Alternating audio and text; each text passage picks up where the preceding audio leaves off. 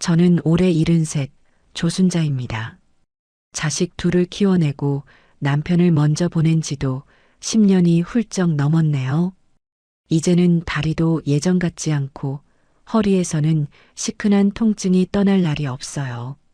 그래도 명절만큼은 자식들 먹일 음식만큼은 제 손으로 해야 직성이 풀리는 어쩔 수 없는 옛날 사람인가 봅니다. 아들 명진이와 딸 명희 그리고 그 짝들까지 모두 모여봐야 내 식구뿐인 단출한 상이지만 그 상을 채우기 위해 저는 명절 며칠 전부터 뼈가 닳도록 일하는 것을 마다하지 않았습니다. 추석 전날 밤이었어요. 거실 시계가 자정을 알리는 소리가 유난히 크게 들렸습니다. 저는 허리를 두드리며 가스레인지 앞에 서서 마지막으로 토랑국간을 보고 있었습니다. 들깨가루를 넉넉하게 풀어넣은 국물은 구수하고 진한 향을 피워 올렸지요. 이미 저녁부터 핏물을 빼고 2번이나 삶아 기름기를 걷어낸 갈비는 양념에 재워 하룻밤 숙성시키는 중이었어요.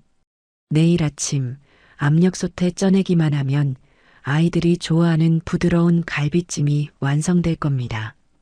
명절 음식이라는 게 다 그렇듯 손이 많이 가고 고된 일의 연속이에요. 하지만 자식들 입에 맛있는 음식이 들어가는 모습을 상상하면 쑤시는 허리 통증도 잊을만 했습니다. 다음 날 아침 약속한 시간은 오전 10시였습니다. 저는 새벽같이 일어나 갈비찜을 찌고 갖은 나물을 무치고 마지막으로 토랑국까지 데워 상에 올렸어요. 그런데 10시가 지나고 11시가 다 되어 가도록 집은 조용하기만 했습니다. 혹시 오는 길에 차가 막히나 싶어 창밖을 몇 번이나 내다봤는지 몰라요. 아들 명진에게 전화를 걸어보니 그제야 웅얼거리는 목소리로 거의 다 왔다고 하더군요.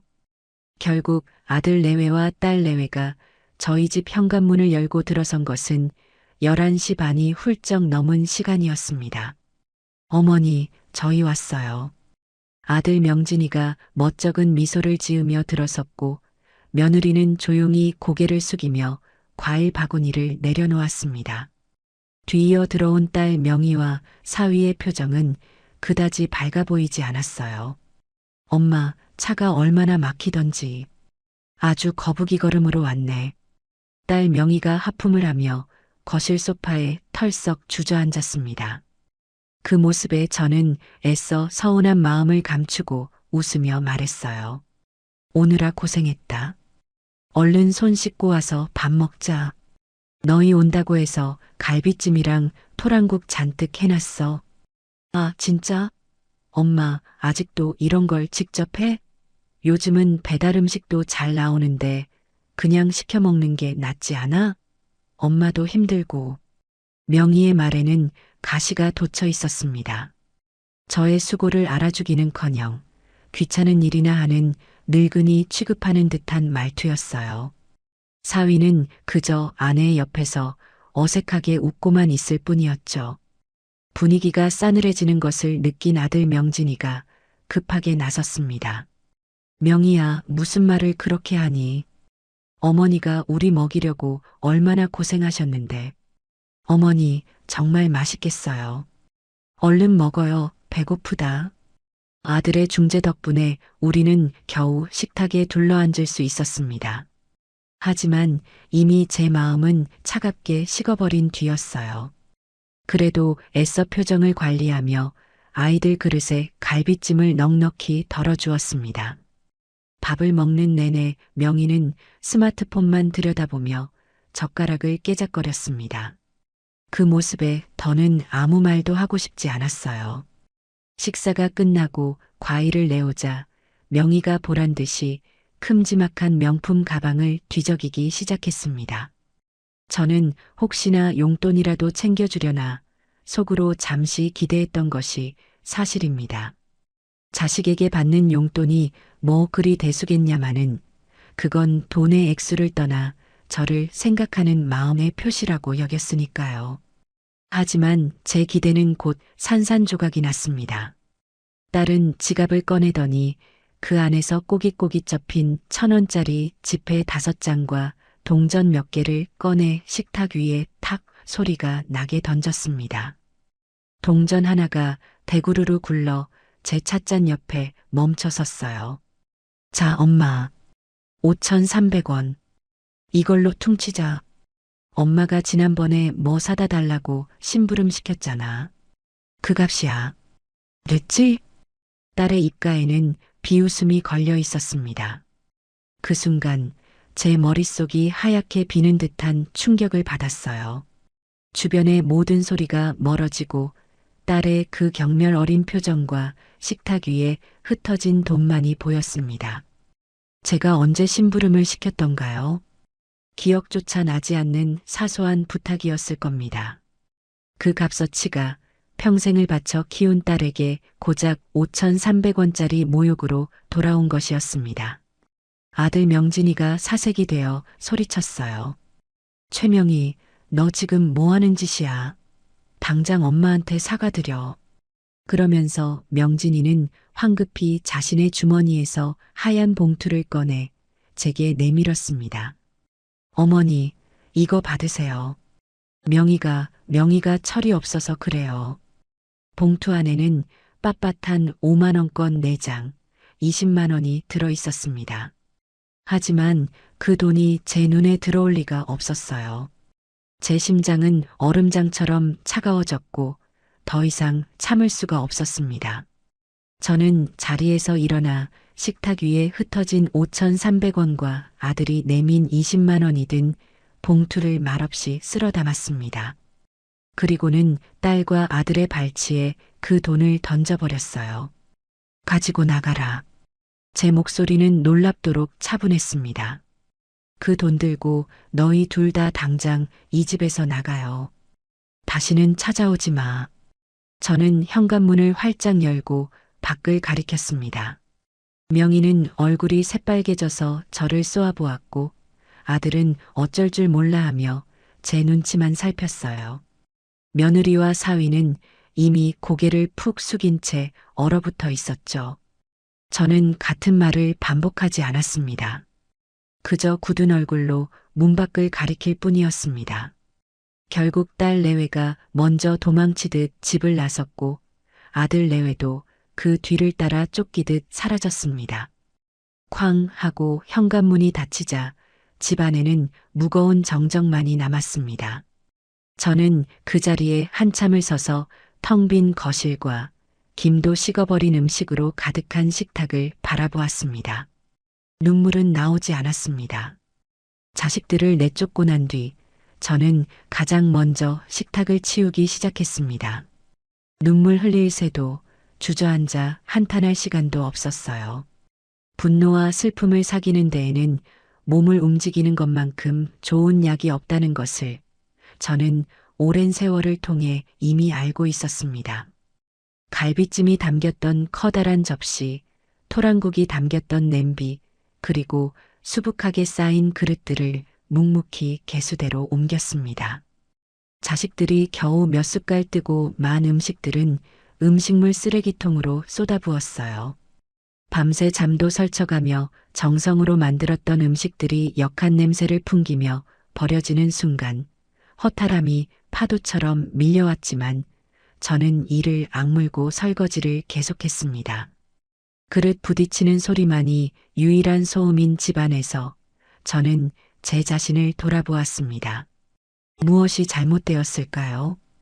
자식들을 위해 제 모든 것을 바쳤던 것이 잘못이었을까요?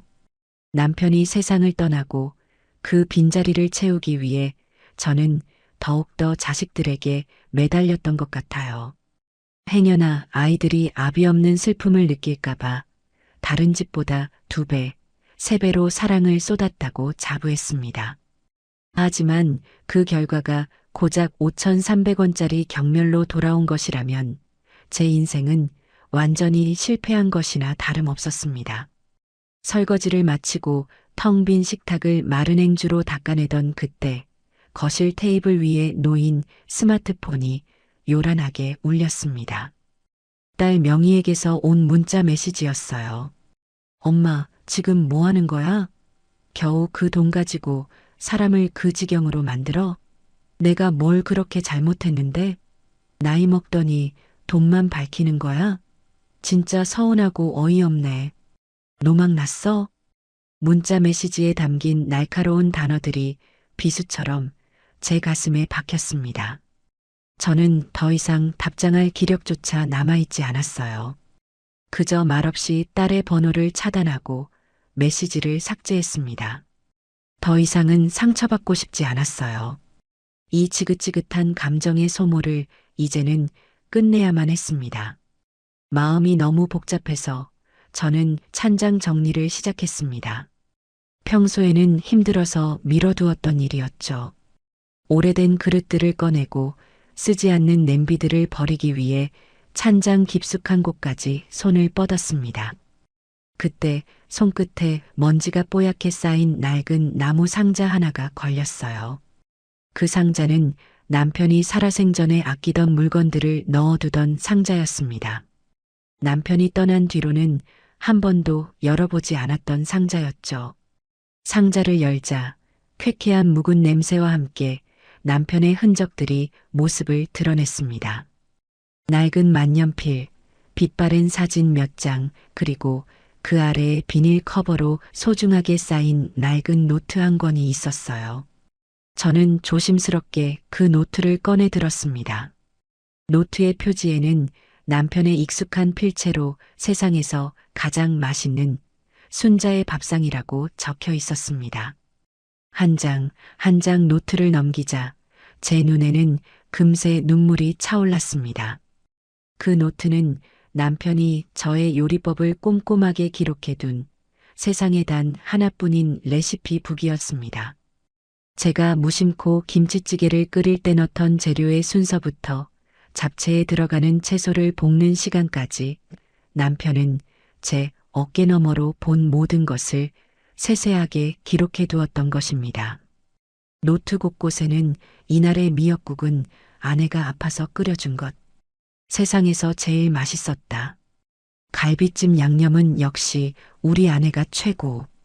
같은 남편의 사랑스러운 메모들도 가득했습니다. 노트의 마지막 장을 펼쳤을 때 저는 결국 소리내어 울고 말았습니다. 거기에는 남편이 병상에 누워 있을 때 입맛이 없다던 그를 위해 제가 밤새 연구해서 만들었던 약과 레시피가 적혀 있었습니다. 그리고 그 레시피 아래 힘없는 글씨로 남편의 마지막 말이 남겨져 있었어요. 여보, 당신 손은 보물이야. 이 보물 같은 손으로 당신은 뭐든지 할 수 있을 거요. 그러니 내가 없더라도 절대로 주저앉지 마시오. 당신 자신을 위해 살아가시오. 남편은 이미 알고 있었나 봅니다. 제가 자식들에게 모든 것을 내어주고 결국에는 상처받게 될 것이라는 사실을요. 그래서 제게 이 노트를, 이 마지막 말을 유산처럼 남겨준 것이었습니다. 저는 남편의 온기가 남아있는 듯한 그 노트를 가슴에 품고 한참을 울었습니다. 실컷 울고 나니 이상하게도 마음이 편안해졌어요. 슬픔과 분노로 가득했던 제 마음에 작은 불씨 하나가 피어나는 것 같았습니다. 그래요. 이제는 더 이상 자식들을 위해 밥상을 차리지 않을 겁니다. 남편이 보물이라고 말해주었던 이 두 손으로 이제부터는 온전히 저 자신을 위한 인생을 요리해 볼 참입니다. 저는 그 길로 일어나 먼지를 털어내고 거울 앞에 섰습니다. 거울 속에는 눈물로 엉망이 된 늙은 여인이 서 있었지만 그 눈빛만큼은 그 어느 때보다 단단하게 빛나고 있었습니다. 결심을 굳힌 저는 다음 날 아침 곧바로 집을 나섰습니다. 목적지는 동네 복지관이었어요. 평소에는 노래 교실이나 건강 체조를 하는 어르신들로 북적이는 곳이었지만 제 목표는 달랐습니다. 며칠 전 우연히 복지관 게시판에서 보았던 시니어 디지털 창업교실 전단지가 머릿속을 떠나지 않았기 때문입니다. 스마트폰으로 나만의 가게를 열어보세요라는 문구가 그때는 그저 딴 세상 이야기처럼 들렸는데 이제는 제게 남은 유일한 동아줄처럼 느껴졌습니다. 수강 신청을 하러 간 상담실에는 저보다 훨씬 젊어 보이는 사람들이 대부분이었습니다. 처음에는 조금 주눅이 들기도 했어요. 스마트폰이라고는 겨우 전화나 받고 문자 메시지를 확인하는 용도로만 쓰던 제가 과연 잘 해낼 수 있을까 덜컥 겁이 나기도 했습니다. 하지만 남편의 노트를 생각하며 용기를 냈습니다. 어르신, 요즘은 인터넷으로 물건 파는 게 예전처럼 어렵지 않아요. 제가 차근차근 알려드릴게요. 무엇을 팔고 싶으신데요? 20살 남짓되어 보이는 젊은 남자 강사가 친절하게 물었습니다. 저는 망설임 없이 대답했어요. 약과랑 식혜요. 우리 영감이 세상에서 제일 맛있다고 했던 겁니다. 그렇게 저의 새로운 도전이 시작되었습니다. 첫 수업부터 난관의 연속이었어요.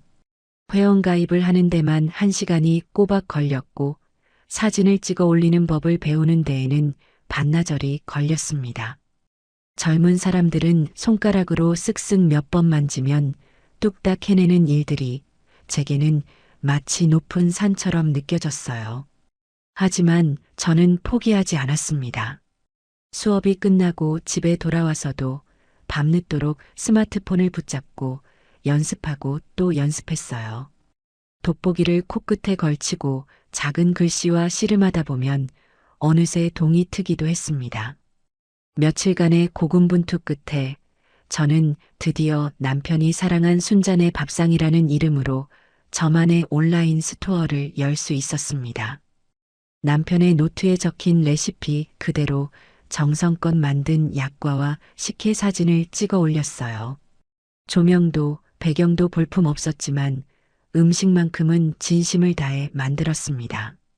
첫 주문을 기다리는 시간은 피가 마를 정도로 길게 느껴졌어요. 아무도 이 늙은이의 음식을 사주지 않으면 어떡하나 불안한 마음에 스마트폰만 하염없이 들여다보았습니다. 그리고 스토어를 연 지 사흘째 되던 날 오후 띠링하고 경쾌한 알림음이 울렸습니다. 첫 주문이 들어온 것이었어요. 동네에 사는 주부 한 분이 약과 한 세트를 주문한 것이었습니다.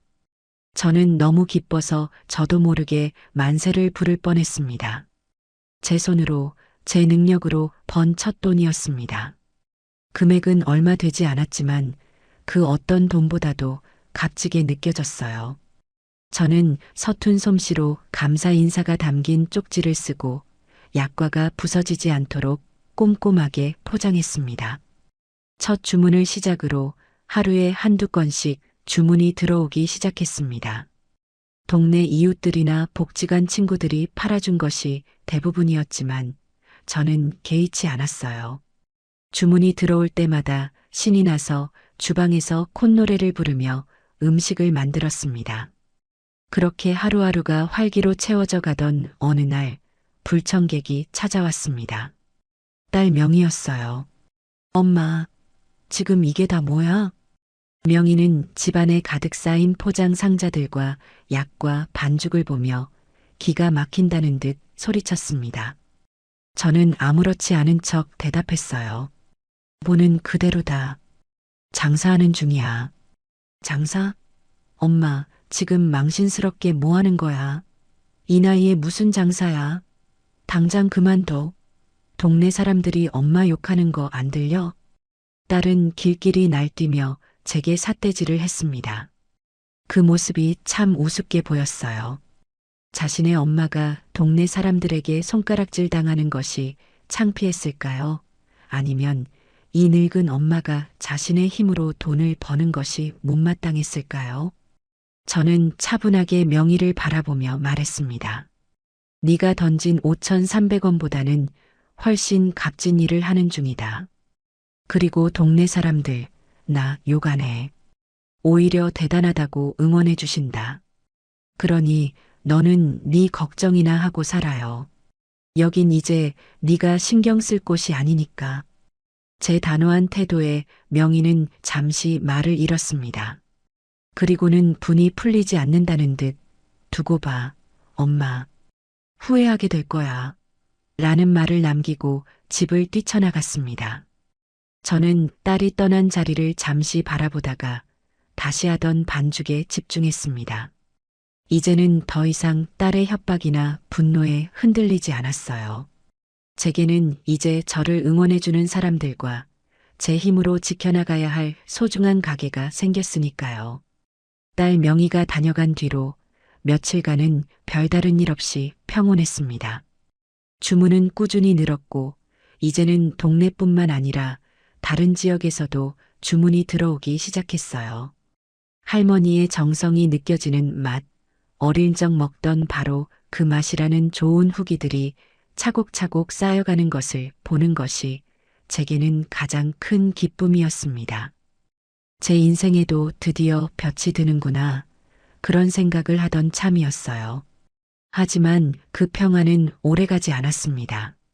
어느 날 저녁부터 제 온라인 스토어에 이상한 후기들이 달리기 시작했습니다.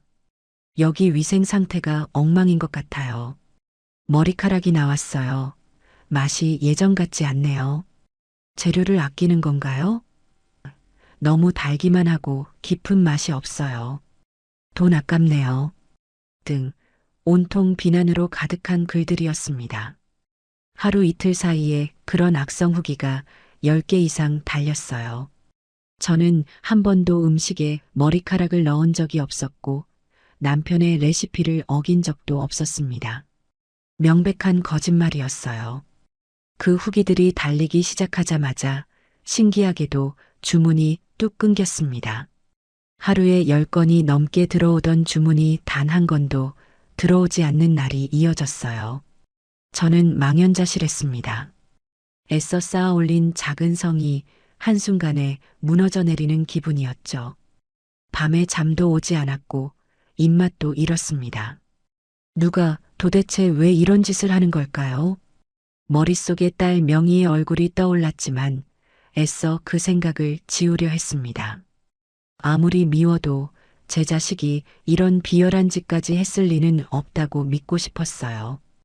제가 절망에 빠져 허우적거리고 있을 때 저를 도와준 것은 뜻밖의 사람들이었습니다.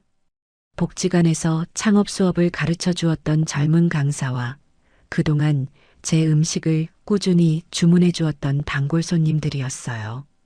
어르신, 이거 아무래도 좀 이상해요. 후기들이 다 비슷한 시기에 비슷한 내용으로 올라왔어요. 제가 한번 알아볼게요. 강사는 마치 자신의 일처럼 발벗고 나섰습니다. 그는 악성 후기를 남긴 사람들의 인터넷 활동 기록을 추적하기 시작했어요. 그리고 며칠 뒤 충격적인 사실을 알아냈습니다. 악플을 단 아이디 대부분이 최근에 급하게 만들어진 유령 계정이었고 그중 하나의 계정은 평소 명희가 자주 가는 인터넷 카페에서 활동한 흔적이 있다는 것이었습니다. 결정적인 증거는 없었지만 모든 정황이 제 딸을 가리키고 있었습니다. 같은 시각 저의 단골 손님들은 악성 후기에 맞서 싸워주기 시작했습니다. 저는 여기서 몇 번이나 시켜 먹었는데 한 번도 문제된 적 없어요. 사장님 음식은 정말 깨끗하고 맛있습니다. 이런 거짓 후기로 정직하게 장사하시는 분 괴롭히지 마세요. 이거 허위사실 유포로 신고해야 하는 거 아닌가요? 등 저를 옹호하는 댓글들이 악성 후기 아래에 줄줄이 달렸습니다. 저는 그 글들을 읽으며 뜨거운 눈물을 흘렸습니다. 피를 나눈 자식에게는 버림받았지만 얼굴도 모르는 사람들이 제 편이 되어주고 있었습니다. 세상은 아직 살아볼 만한 곳이라는 생각이 들었어요. 그리고 바로 그때 기적 같은 일이 일어났습니다.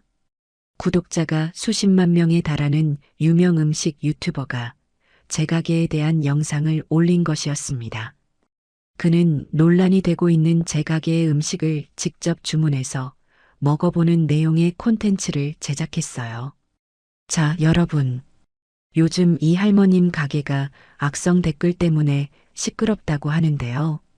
제가 직접 먹어보겠습니다. 유튜버는 제 약과를 한 입 베어 물고는 눈을 동그랗게 떴습니다. 와, 이건 진짜네요. 여러분, 이건 흉내만 낸 맛이 아니에요. 정말 오랜 시간 동안 쌓아온 깊은 내공이 느껴지는 맛입니다.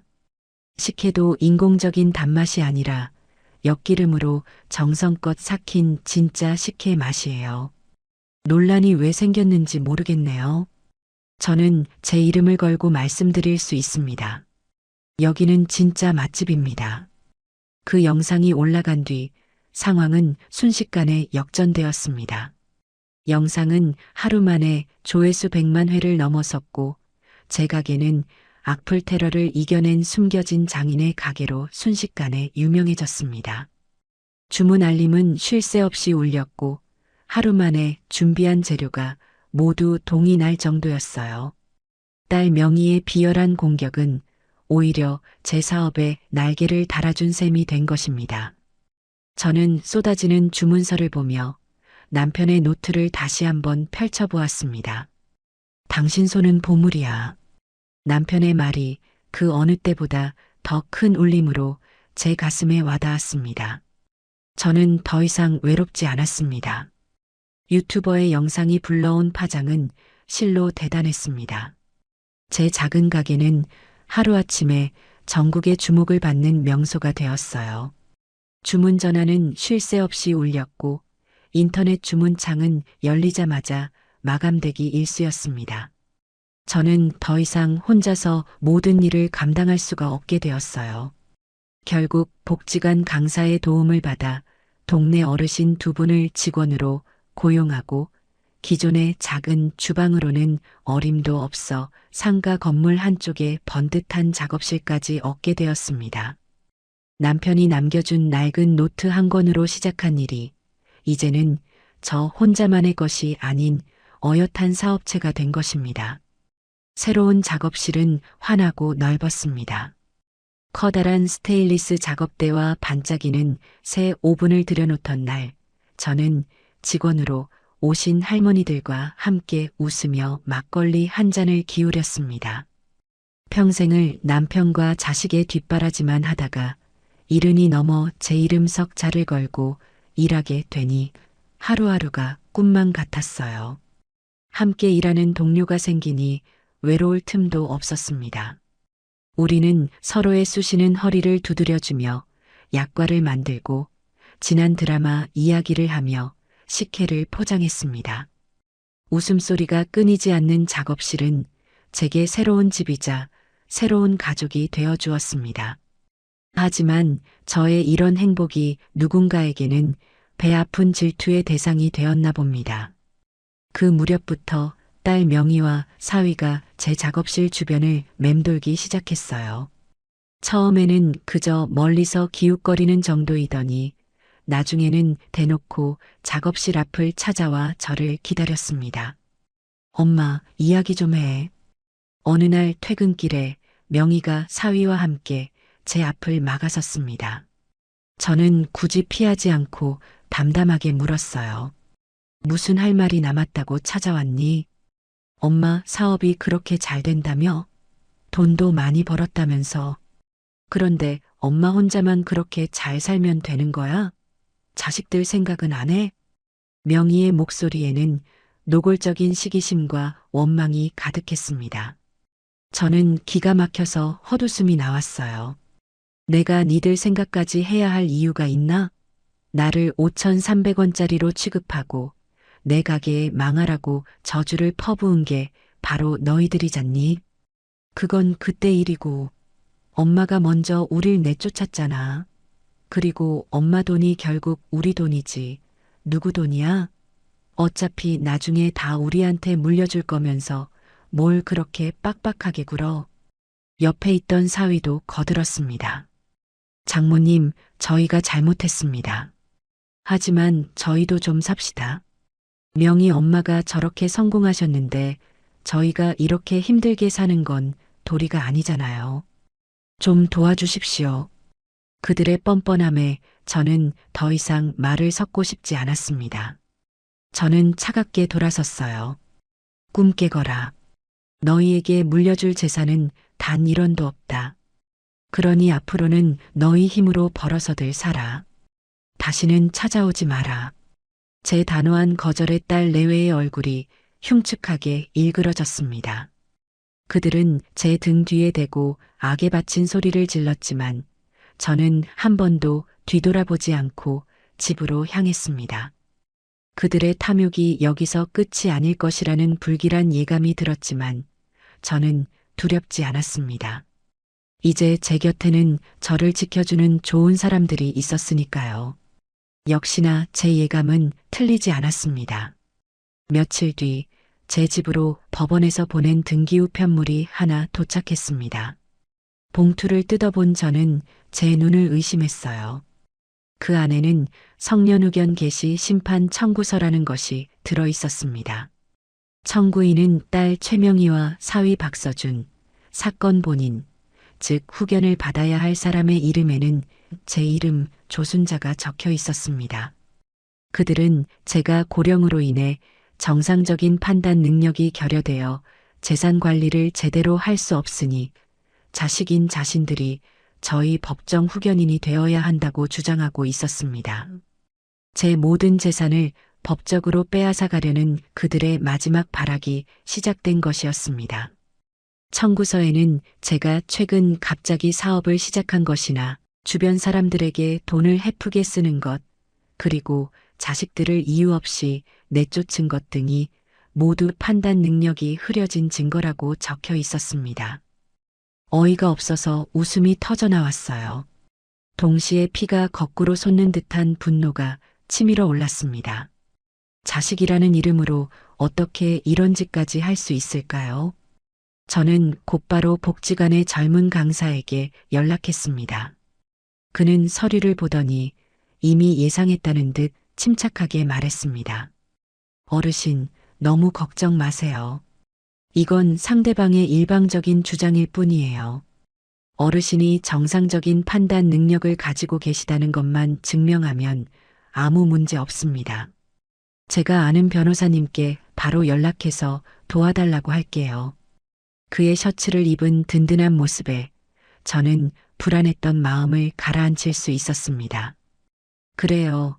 이제는 더 이상 예전처럼 속수무책으로 당하기만 하던 조순자가 아니었습니다.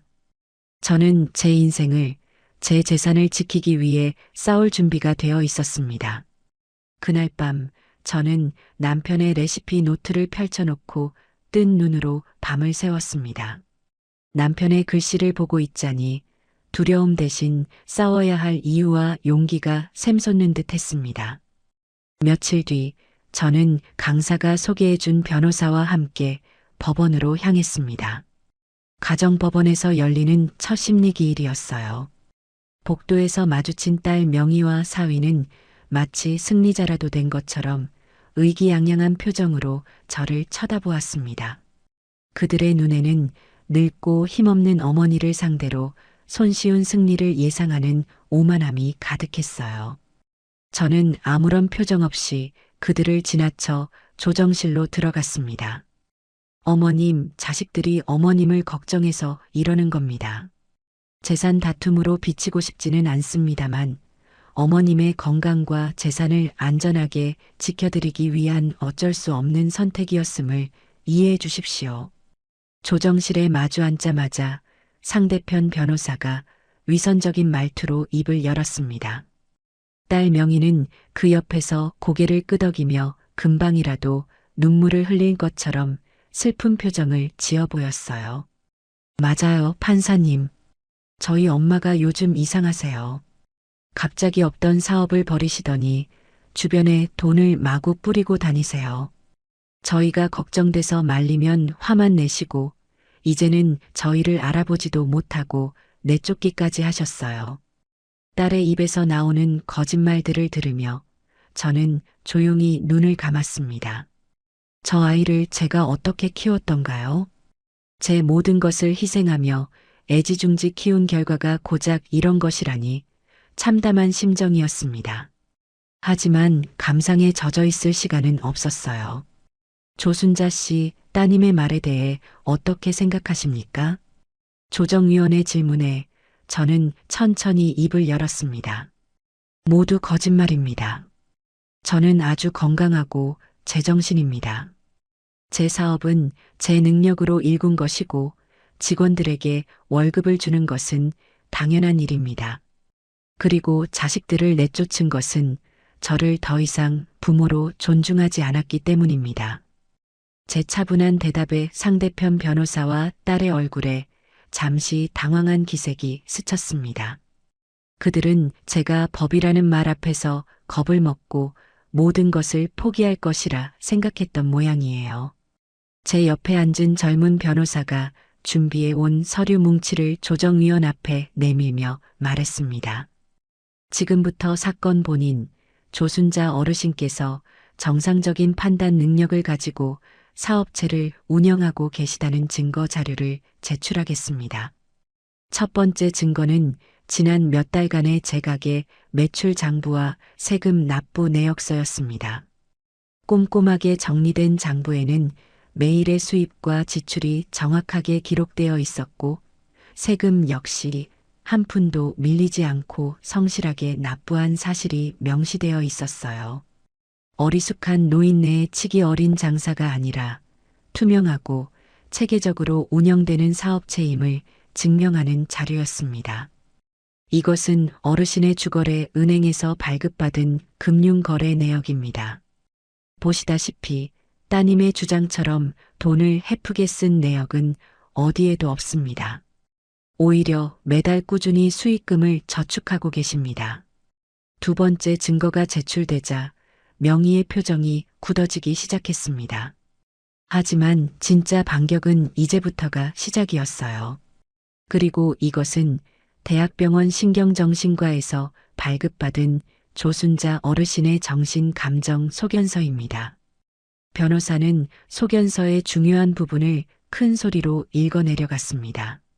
피검사자 조순자는 인지능력, 판단능력, 기억력 등 모든 정신능력 평가에서 정상 소견을 보였으며 독립적인 의사 결정과 재산관리 능력이 충분한 것으로 판단됨.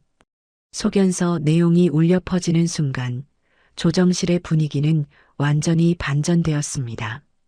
명의와 사위 그리고 상대편 변호사는 이제 더 이상 할 말이 없는 듯 입을 굳게 다물었어요. 조정위원은 저를 바라보며 부드러운 목소리로 물었습니다. 어르신, 따님과의 관계가 어쩌다 이렇게까지 된 겁니까? 저는 그제야 참았던 숨을 길게 내쉬며 모든 것을 털어놓았습니다. 명절 아침에 있었던 5,300원짜리 모욕과 제 가게에 쏟아졌던 악성 댓글에 대한 이야기까지요. 제 변호사는 결정적인 증거를 마지막으로 제출했습니다. 이것은 따님 최명희 씨가 어머니의 가게에 악성 후기를 작성했다는 정황 증거입니다. 후기를 작성한 IP 일부가 최명희 씨의 자택 주소와 일치하는 것으로 확인되었습니다. 그 증거 앞에서 명희는 결국 무너져 내렸습니다. 아니에요. 내가 안 그랬어요. 라며 발악했지만 그 목소리에는 아무런 힘이 실려 있지 않았어요. 모든 상황이 정리되고 조정위원이 마지막으로 제 의사를 물었습니다. 어르신, 이 청구는 기각될 것이 분명해 보입니다. 혹시 따님에게 하고 싶은 말씀이 있으십니까? 저는 자리에서 일어나 딸과 사위를 똑바로 쳐다보았습니다. 그리고 제 인생을 건 마지막 선언을 했습니다. 판사님, 오늘 이 자리에서 분명히 밝히고 싶은 것이 있습니다. 저는 오늘부로 제 명의로 된 모든 재산을 사회에 환원할 것을 서약합니다. 네. 장모님, 그게 무슨 말씀이세요? 사위가 경악하며 소리쳤지만 저는 아랑곳하지 않고 말을 이어갔습니다. 제가 사는 이 집과 제 이름으로 된 예금은 제가 죽은 뒤 불우한 이웃을 위해 쓰일 것입니다. 그리고 제가 운영하는 가게, 남편이 사랑한 순잔의 밥상은 저와 같은 노인들의 일자리를 창출하는 사회적 기업으로 전환할 생각입니다. 그러니 이제 너희들이 탐낼 제 재산은 단 1원도 남아있지 않습니다. 제 선언이 끝나자 조정실에는 무거운 침묵이 흘렀습니다. 딸 명희는 넋이 나간 사람처럼 멍하니 저를 바라보았고 사위의 얼굴은 하얗게 질려 있었습니다. 그들의 탐욕스러운 계획이 산산조각 나는 소리가 들리는 듯 했습니다. 저는 그들을 향해 마지막으로 말했어요. 그러니 이제 그만 내 인생에서 사라져다오. 그 말을 끝으로 저는 변호사와 함께 미련 없이 조정실을 걸어 나왔습니다. 등 뒤로 딸의 절규인지 분노인지 모를 울음소리가 희미하게 들려오는 듯 했지만 저는 단 한 번도 뒤돌아보지 않았습니다. 법원 건물을 빠져나오자 가을의 파란 하늘이 눈부시게 펼쳐져 있었습니다. 저는 비로소 제 인생의 완전한 주인이 된 기분이었습니다. 제가 재산을 사회에 환원하겠다고 선언한 일은 생각보다 더 큰 파장을 불러왔습니다. 작은 동네 신문에 실렸던 이야기가 인터넷을 통해 퍼져나가면서 방송국에서도 연락이 오기 시작했어요. 저는 유명해지고 싶은 마음은 없었기에 대부분의 인터뷰는 거절했지만 제 의지는 확고했습니다. 변호사의 도움을 받아 유언장을 공증하고 가게를 사회적 기업으로 전환하기 위한 절차를 차근차근 밟아나갔습니다. 그 소식이 알려진 뒤 딸 명희와 사위는 완전히 무너져 내렸습니다. 그들이 마지막 동아줄처럼 여기고 있던 어머니의 재산이라는 환상이 깨져버렸기 때문이죠. 얼마 지나지 않아 사위의 사업이 부도가 났다는 소식을 들었습니다. 애초에 제 재산을 담보로 무리하게 사업을 벌였던 모양이에요. 그들이 살던 번듯한 아파트도 경매로 넘어가고 결국 월세방을 전전하는 신세가 되었다는 이야기도 동네 친구를 통해 전해 들었습니다. 화려하게 치장하고 다니던 딸 명희는 생계를 위해 마트 계산원으로 취직했다고 합니다. 한 번은 장을 보러 갔다가 계산대에서 굳은 얼굴로 바코드를 찍고 있는 딸과 마주친 적이 있었어요. 저와 눈이 마주친 순간 명희는 화들짝 놀라며 고개를 푹 숙였습니다. 예전처럼 윤기가 흐르던 얼굴은 온데간데였고 피곤과 절망에 절어 푸석푸석해진 얼굴만 남아 있었습니다. 저는 아무 말 없이 계산만 하고 돌아섰지만 그날 밤 잠을 이루기가 어려웠습니다. 통쾌한 마음보다는 씁쓸하고 아픈 마음이 더 컸어요. 아무리 미워도 제 배 아파 낳은 자식이었으니까요. 반면에 아들 명진이에게는 작은 변화가 생겼습니다. 그동안 명희의 등살에 눌려 기 한 번 제대로 펴지 못했던 아들은 동생의 몰락을 지켜보며 무언가 깨달은 바가 있었던 것 같아요.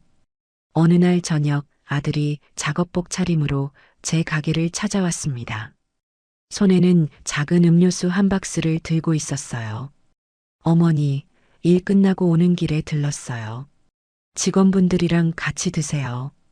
아들은 제 앞에 서는 것조차 어려워하며 쭈뼛거렸습니다. 저는 아무 말 없이 아들이 내민 박스를 받아들었어요. 이게 무슨 일이야? 웬일로 찾아왔어? 그냥 어머니 얼굴 한번 뵙고 싶어서요. 저 공사 현장에서 다시 일 시작했어요. 명희 일은 정말 죄송합니다. 제가 오빠 노릇을 제대로 못해서 일이 이렇게까지 됐어요. 아들은 진심으로 미안해하는 얼굴이었습니다. 저는 아들의 손을 보았어요. 못이 박이고 군데군데 긁힌 상처가 가득한 정직하게 땀 흘려 일한 사람의 손이었습니다. 그래, 늦지 않았다.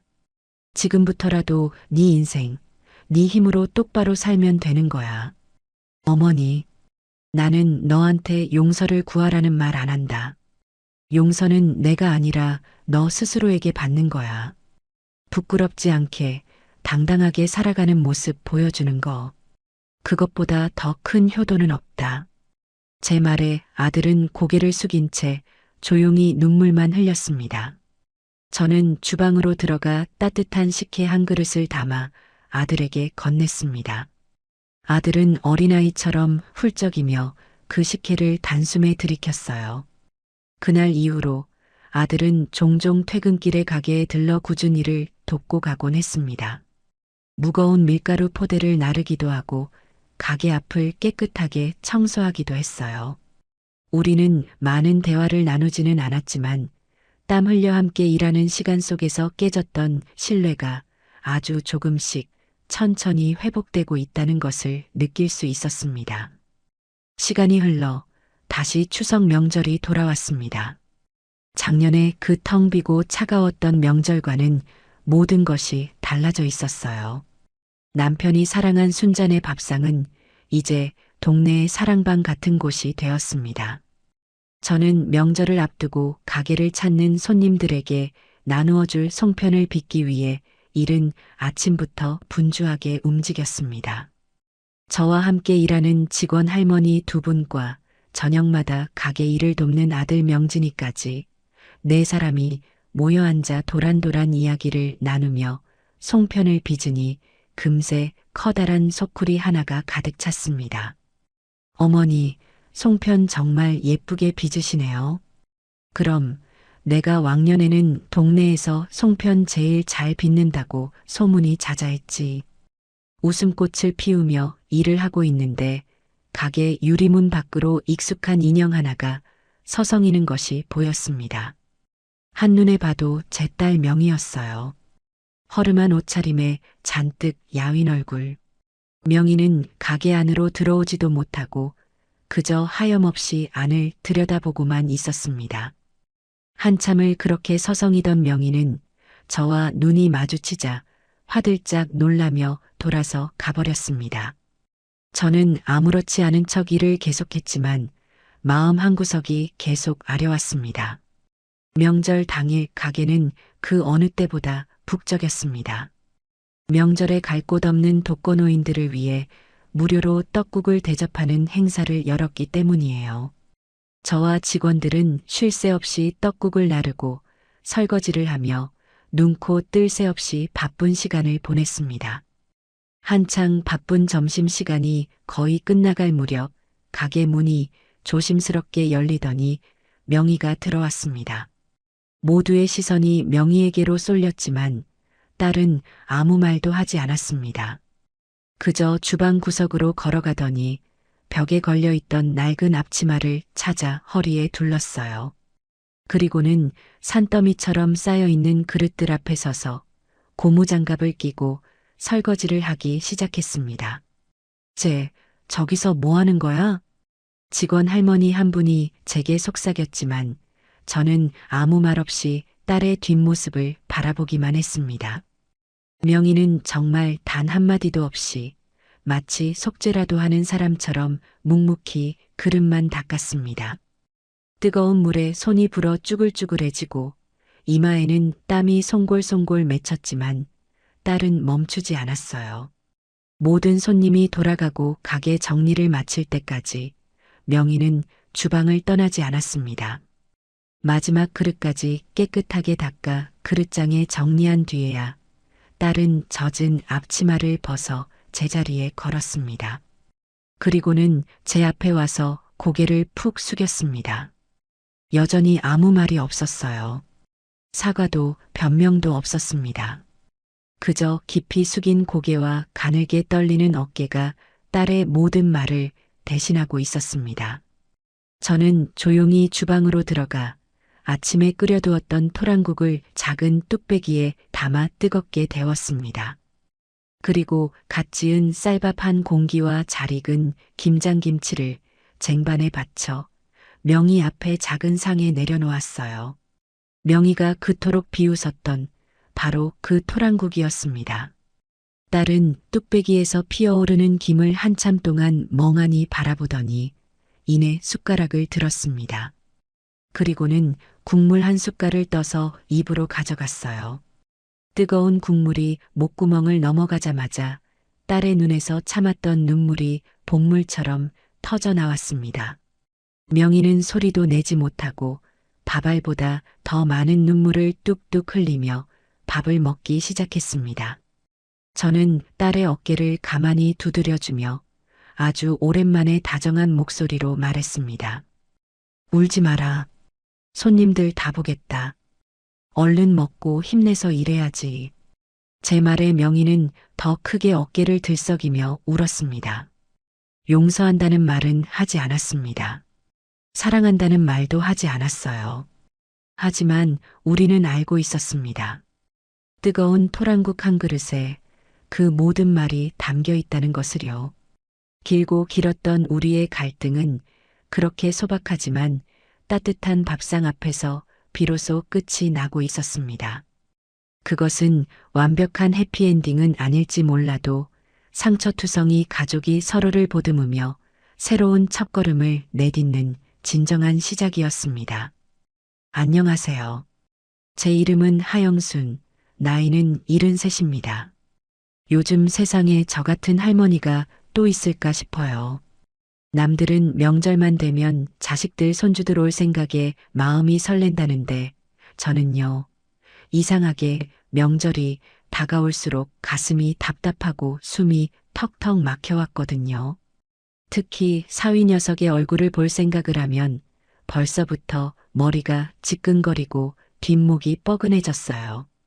그래서 제가 몇 년 전부터 아주 특별한 결심을 했습니다. 명절 때만 되면 딸이고 사위고 다 내팽개치고 조용히 집을 나서는 거죠. 저만의 해방구요? 바로 안동입니다. 왜 하필 안동이냐고요? 그곳엔 제 인생의 가장 아름다운 시절과 세상에서 가장 사랑했던 한 남자의 흔적이 고스란히 남아있기 때문이에요. 오늘 제가 왜 그 지긋지긋한 사위를 피해 매년 안동으로 도망칠 수밖에 없었는지, 그리고 그 비밀스러운 여행 끝에 어떤 기막힌 반전이 저를 기다리고 있었는지 그 속 시원한 이야기를 한번 풀어놓아 볼까 합니다. 추석을 딱 일주일 앞둔 어느 화요일 오후였어요. 거실 소파에 앉아 꾸벅꾸벅 졸고 있는데 요란한 벨소리가 제 단잠을 깨웠습니다. 화면에 뜬 우리 딸 지수라는 이름을 보는 순간 제 마음속에서는 올 것이 왔구나 하는 작은 한숨이 터져 나왔죠. 아니나 다를까 전화를 받자마자 수화기 너머로 딸 지수의 명랑하고도 살가운 목소리가 들려왔습니다. 엄마, 잘 지내셨어? 우리 엄마 목소리 듣고 싶어서 전화했지. 저는 애써 반가운 척 목소리를 가다듬으며 대답했어요. 오냐, 우리 딸. 엄마야 잘 지내지. 너야말로 밥은 잘 챙겨 먹고 다니는 거냐? 그렇게 형식적인 안부가 몇 마디 오가고 지수는 곧바로 본론을 꺼냈습니다. 엄마, 다름이 아니라 이번 추석 말이야. 우리 언제쯤 내려가면 좋을까? 현우 씨는 연휴 시작하자마자 가서 장모님이랑 같이 맛있는 것도 해먹고 으쌰으쌰 힘도 좀 써드리고 싶다는데 엄마 생각은 어때? 딸의 목소리만 들렸다면 얼마나 좋았을까요? 지수의 말이 채 끝나기도 전에 수화기 너머 저편에서 낯익으면서도 영 부담스러운 목소리가 훅 끼어들었습니다. 바로 제 사위 정현우였죠. 장모님, 저 현우입니다. 잘 지내셨죠? 지수 말대로 저희 이번에 좀 일찍 내려가서 장모님 힘드신 일 좀 덜어드리려고요. 특히 그 창고 말입니다. 장모님. 거기 쌓인 먼지가 몇 년치는 될 텐데 이번 기회에 저랑 같이 싹 한번 정리하시죠. 제가 또 정리 전문가 아니겠습니까? 능글맞고 넉살 좋은 사위의 목소리에 제 속은 벌써부터 기름을 부은 듯 느글거리기 시작했습니다. 창고 정리. 저 녀석의 입에서 저 말이 나올 줄 제가 이미 알고 있었어요. 저에게는 남편과의 추억이 깃든 보물창고가 저 녀석의 눈에는 그저 먼지 쌓인 고물창고 혹은 돈 될 만한 물건들이 숨겨진 노다지 창고로만 보였을 테니까요. 저는 애써 불쾌한 기색을 감추고 최대한 평온한 목소리로 대답했습니다. 아이고, 정서방. 마음만도 고맙네. 하지만 창고는 무슨. 너희들 오면 내가 맛있는 거나 실컷 해줘야지. 올 때 힘들 테니 명절 전날 저녁에나 맞춰서 천천히 오려무나. 전화를 끊고 저는 한동안 소파에 멍하니 앉아 있었습니다. 사위 녀석의 창고 정리하시죠.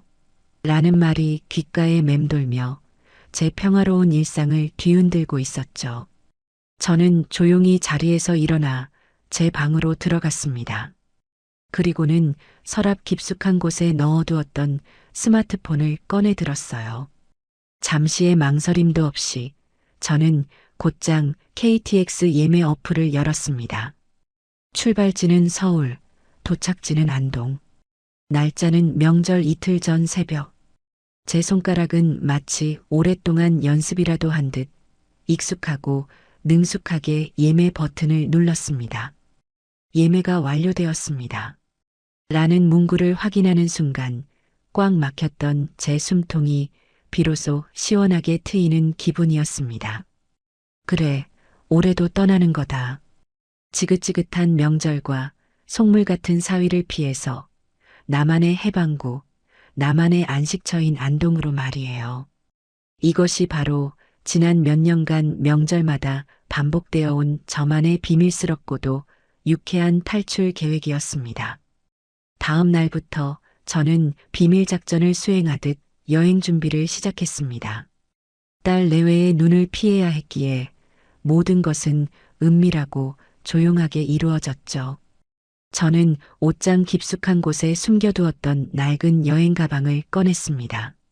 그리고 그 안에 옷가지 대신 제게는 세상 그 무엇과도 바꿀 수 없는 소중한 보물들을 하나씩 채워 넣기 시작했어요.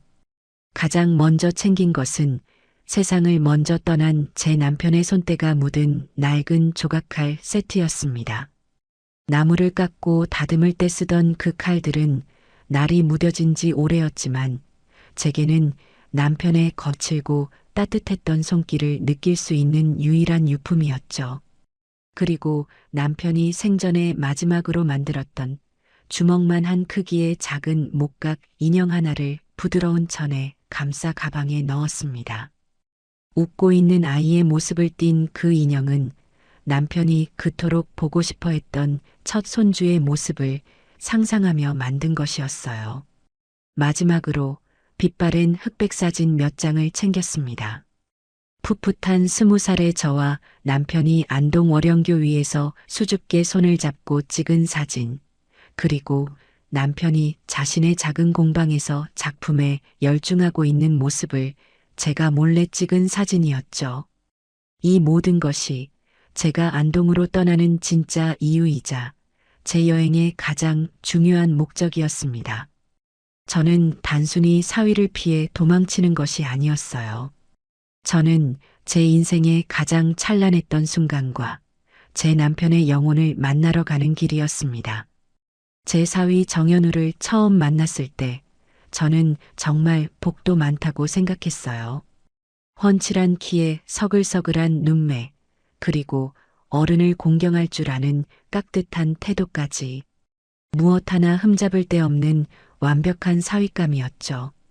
골동품과 민속품을 감정하고 거래하는 사업을 한다는 그의 직업도 왠지 모르게 멋있고 고상하게 느껴졌습니다. 남편을 일찍 여의고 홀로 외동딸 지수를 키워온 제게 듬직한 아들 하나가 생긴 것 같아 얼마나 든든하고 기뻤는지 몰라요. 지수는 그런 현우 옆에서 세상 가장 행복한 여자의 얼굴을 하고 있었고 저는 두 아이의 미래를 축복하며 기쁜 마음으로 결혼을 허락했습니다.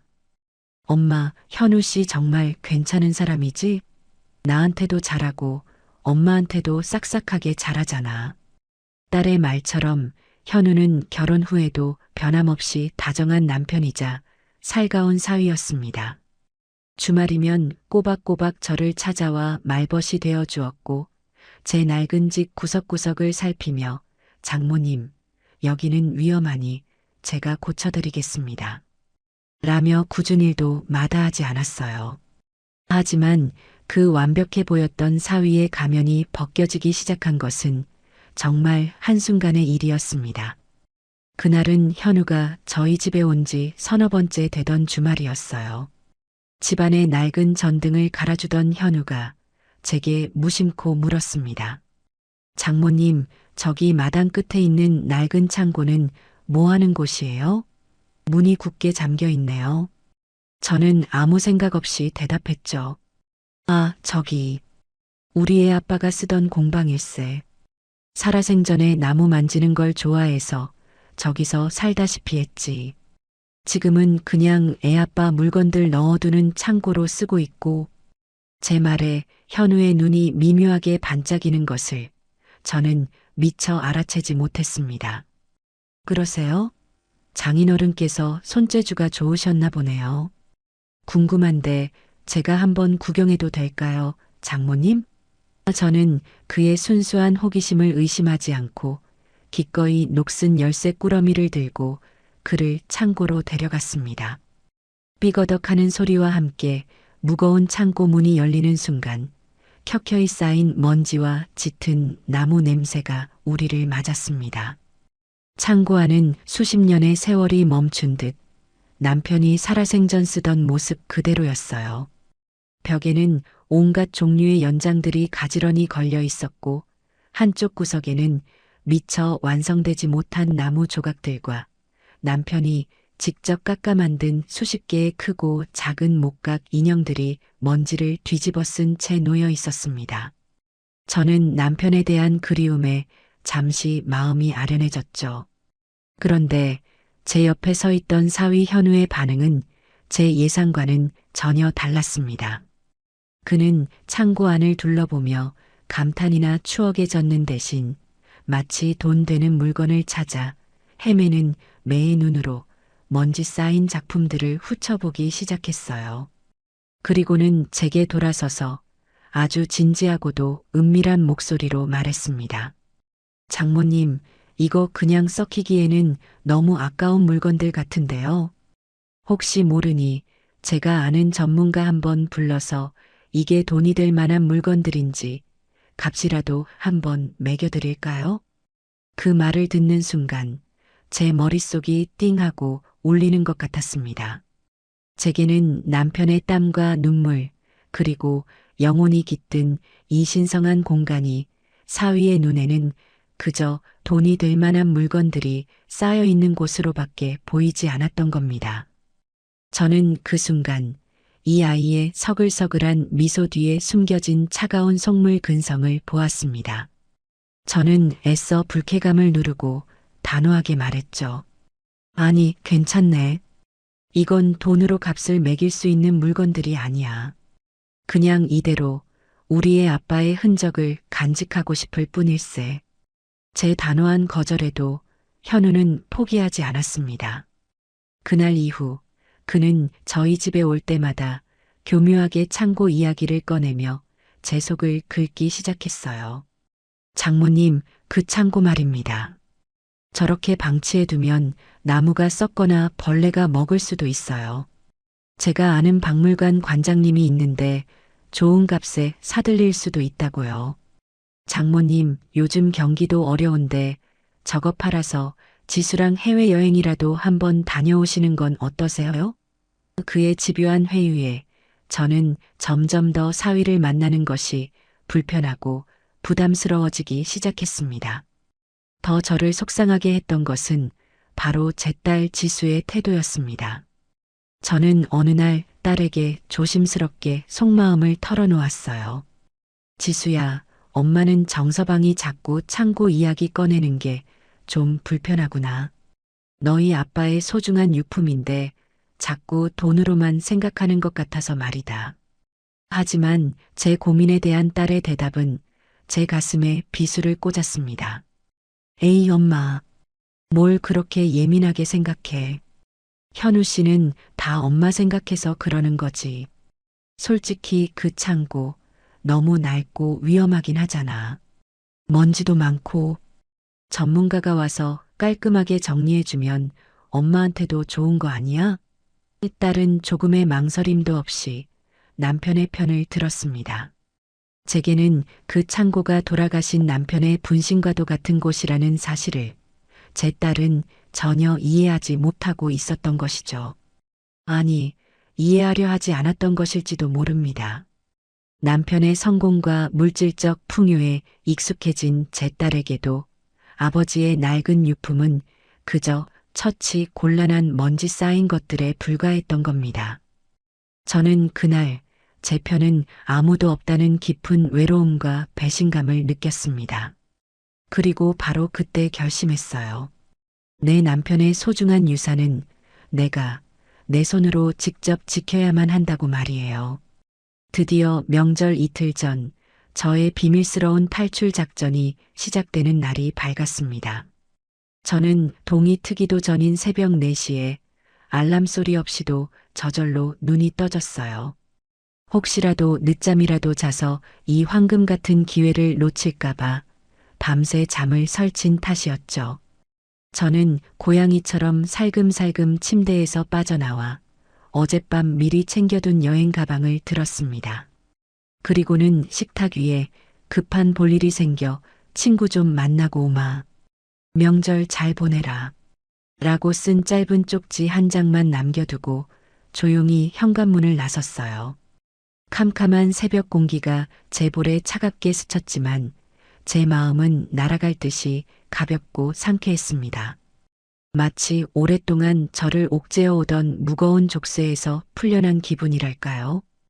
택시를 타고 서울역으로 향하는 내내 제 입가에는 저도 모르게 미소가 번지고 있었습니다. 안동행 KTX에 몸을 싣고 기차가 서서히 서울 도심을 빠져나가기 시작하자 비로소 제 마음에도 진정한 평화가 찾아왔습니다. 차창 밖으로 빠르게 스쳐 지나가는 익숙한 풍경들을 바라보며 저는 앞으로 며칠 동안 누리게 될 완벽한 자유를 상상했어요. 잔소리하는 딸도 없고 틈만 나면 창고를 노리는 사위도 없는 곳. 오롯이 저 자신과 그리고 제 남편과의 추억에만 집중할 수 있는 시간. 그것이 바로 제가 매년 이 여행을 손꼽아 기다리는 이유였습니다. 2시간이 조금 넘어 기차는 마침내 안동역에 도착했습니다. 플랫폼에 발을 내딛는 순간 안동 특유의 맑고 상쾌한 공기가 제 폐부 깊숙이 들어왔어요. 저는 큰 숨을 한번 들이쉬며 살 것 같다 하고 나직이 움츠렸습니다. 서울의 답답한 공기와는 비교도 할 수 없는 제 영혼을 치유해주는 듯한 공기였죠. 저는 곧장 택시를 타고 제가 매년 묵는 고즈넉한 한옥 게스트하우스로 향했습니다. 주인 할머니는 또 왔냐며 마치 친정어머니처럼 저를 반갑게 맞아주셨어요. 짐을 풀고 나니 어느덧 점심시간이 훌쩍 지나 있었습니다. 저는 남편과 연애 시절 돈 없는 가난한 대학생이었던 우리가 큰맘 먹고 들렀던 작은 식당을 찾아갔어요. 그리고 남편이 세상에서 가장 좋아했던 헛제사밥을 주문했습니다. 제 앞에 놓인 정갈한 녹그릇들을 보니 금방이라도 맞은편에 남편이 앉아 영순아 많이 먹어다 하며 웃어줄 것만 같아 저도 모르게 눈시울이 뜨거워졌죠. 저는 밥알 하나하나를 천천히 씹으며 남편의 빈자리를 그리운 추억으로 채워나갔습니다. 식사를 마치고 저는 안동의 명소인 월영교로 향했어요. 해가 질 무렵 아름다운 조명이 켜진 월영교를 홀로 걷고 있으니 수십 년 전 풋풋했던 20살의 제 모습과 남편의 모습이 아련하게 떠올랐습니다. 영순아, 내가 나중에 꼭 성공해서 너를 세상에서 가장 행복한 여자로 만들어주마. 다리 위에서 제 손을 꼭 잡고 약속하던 남편의 앳된 목소리가 마치 귓가에 생생하게 들려오는 듯 했습니다. 저녁이 되어 게스트하우스로 돌아오니 마당 평상에서 다른 손님들이 옹기종기 모여 두런두런 이야기를 나누고 있었습니다. 저는 조용히 방으로 들어가려는데 그중 한 청년이 제 손에 들린 낡은 조각칼 가방을 보고는 자리에서 벌떡 일어나 제게 다가왔어요. 어르신, 죄송하지만 잠시 그것 좀 볼 수 있을까요? 앳된 얼굴의 그 청년은 자신을 민속학을 공부하는 대학원생 김민준이라고 소개했습니다. 저는 별 생각 없이 그에게 조각할 가방을 건넸어요. 민준 씨는 마치 귀한 보물이라도 다루듯 조심스러운 손길로 가방을 열어 낡은 조각칼들을 하나씩 살펴보았습니다. 그리고는 감탄사를 연발하며 어르신, 이건 정말 귀한 물건인데요. 요즘에는 이런 식으로 손수 당금질에서 만든 조각칼을 찾아보기 정말 어렵습니다. 혹시 어르신께서 직접 사용하시던 건가요? 하고 물었습니다. 저는 그에게 돌아가신 제 남편의 유품이라고 담담하게 대답해 주었죠. 제 말에 그는 더욱 큰 관심을 보이며 제 남편에 대해 이것저것 묻기 시작했습니다. 저는 그에게 남편이 평생을 이름 없는 목각 인형 작가로 살다 갔다는 이야기를 들려주었어요.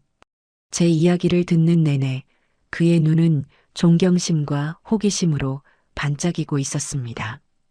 우리는 그날 밤 꽤 오랫동안 평상에 앉아 제 남편의 삶과 예술에 대한 이야기를 나누었습니다. 그렇게 안동에서의 평화로운 하룻밤이 지나고 드디어 지긋지긋한 명절 당일이 밝았습니다. 저는 아침 일찍 일어나 휴대폰을 아예 무음으로 바꿔놓고 게스트하우스를 나섰어요. 오늘은 그 누구의 방해도 받지 않고 오롯이 저만의 시간을 보내리라 다짐했죠. 하지만 제 그런 다짐은 그리 오래가지 못했습니다. 안동 시내의 한 찻집에 앉아 여유롭게 쌍화차를 마시고 있는데 주머니 속 휴대폰이 미친 듯이 진동하기 시작했어요. 화면을 보니 역시나 딸 지수였습니다. 받지 않고 버티기를 수십 번, 결국 저는 포기하고 전화를 받을 수밖에 없었습니다. 엄마, 도대체 어디야? 친구 만나러 간다더니 왜 전화도 안 받고 사람을 이렇게 걱정시켜? 수화기 너머로 들려오는 딸의 목소리는 거의 울음에 가까웠습니다. 저는 일부러 아무렇지 않은 척 태연하게 대답했죠. 어머, 우리 딸. 명절인데 바쁘지 않고 엄마한테 전화도 다 했네. 나야 친구랑 잘 있지. 너희야말로 맛있는 거 많이 먹고 명절 잘 보내고 있는 거냐? 제 여유로운 대답에 딸은 더욱 속이 타는 듯 했습니다. 엄마, 지금 그게 문제야? 아침부터 엄마가 없어져서 온 집안이 발칵 뒤집혔다고.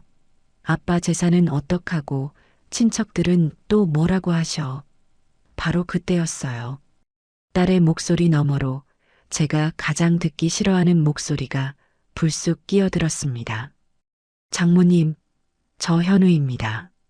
지금 어디서 그렇게 싸돌아다니시는 겁니까? 저희가 얼마나 걱정했는지 아세요? 사위의 목소리에는 걱정보다는 자신의 계획이 틀어졌다는 것에 대한 짜증이 노골적으로 묻어 있었습니다. 그리고 아니나 다를까 그는 곧바로 자신의 진짜 속내를 드러냈어요. 장모님, 저희가 장모님 안 계신 동안 그 낡은 창고라도 깨끗하게 치워놓으려고 했는데 문을 굳게 잠그고 가셨네요. 혹시 비밀번호라도 알려주시면 저희가 먼지 하나 없이 싹 정리해 놓겠습니다. 저는 그 뻔뻔하고 속 보이는 요구에 헛웃음이 터져 나왔습니다. 저는 잠시 동안 아무 말도 하지 않았어요. 수화기 너머로 두 아이가 제 대답을 기다리며 안절부절 못하는 것이 느껴졌습니다.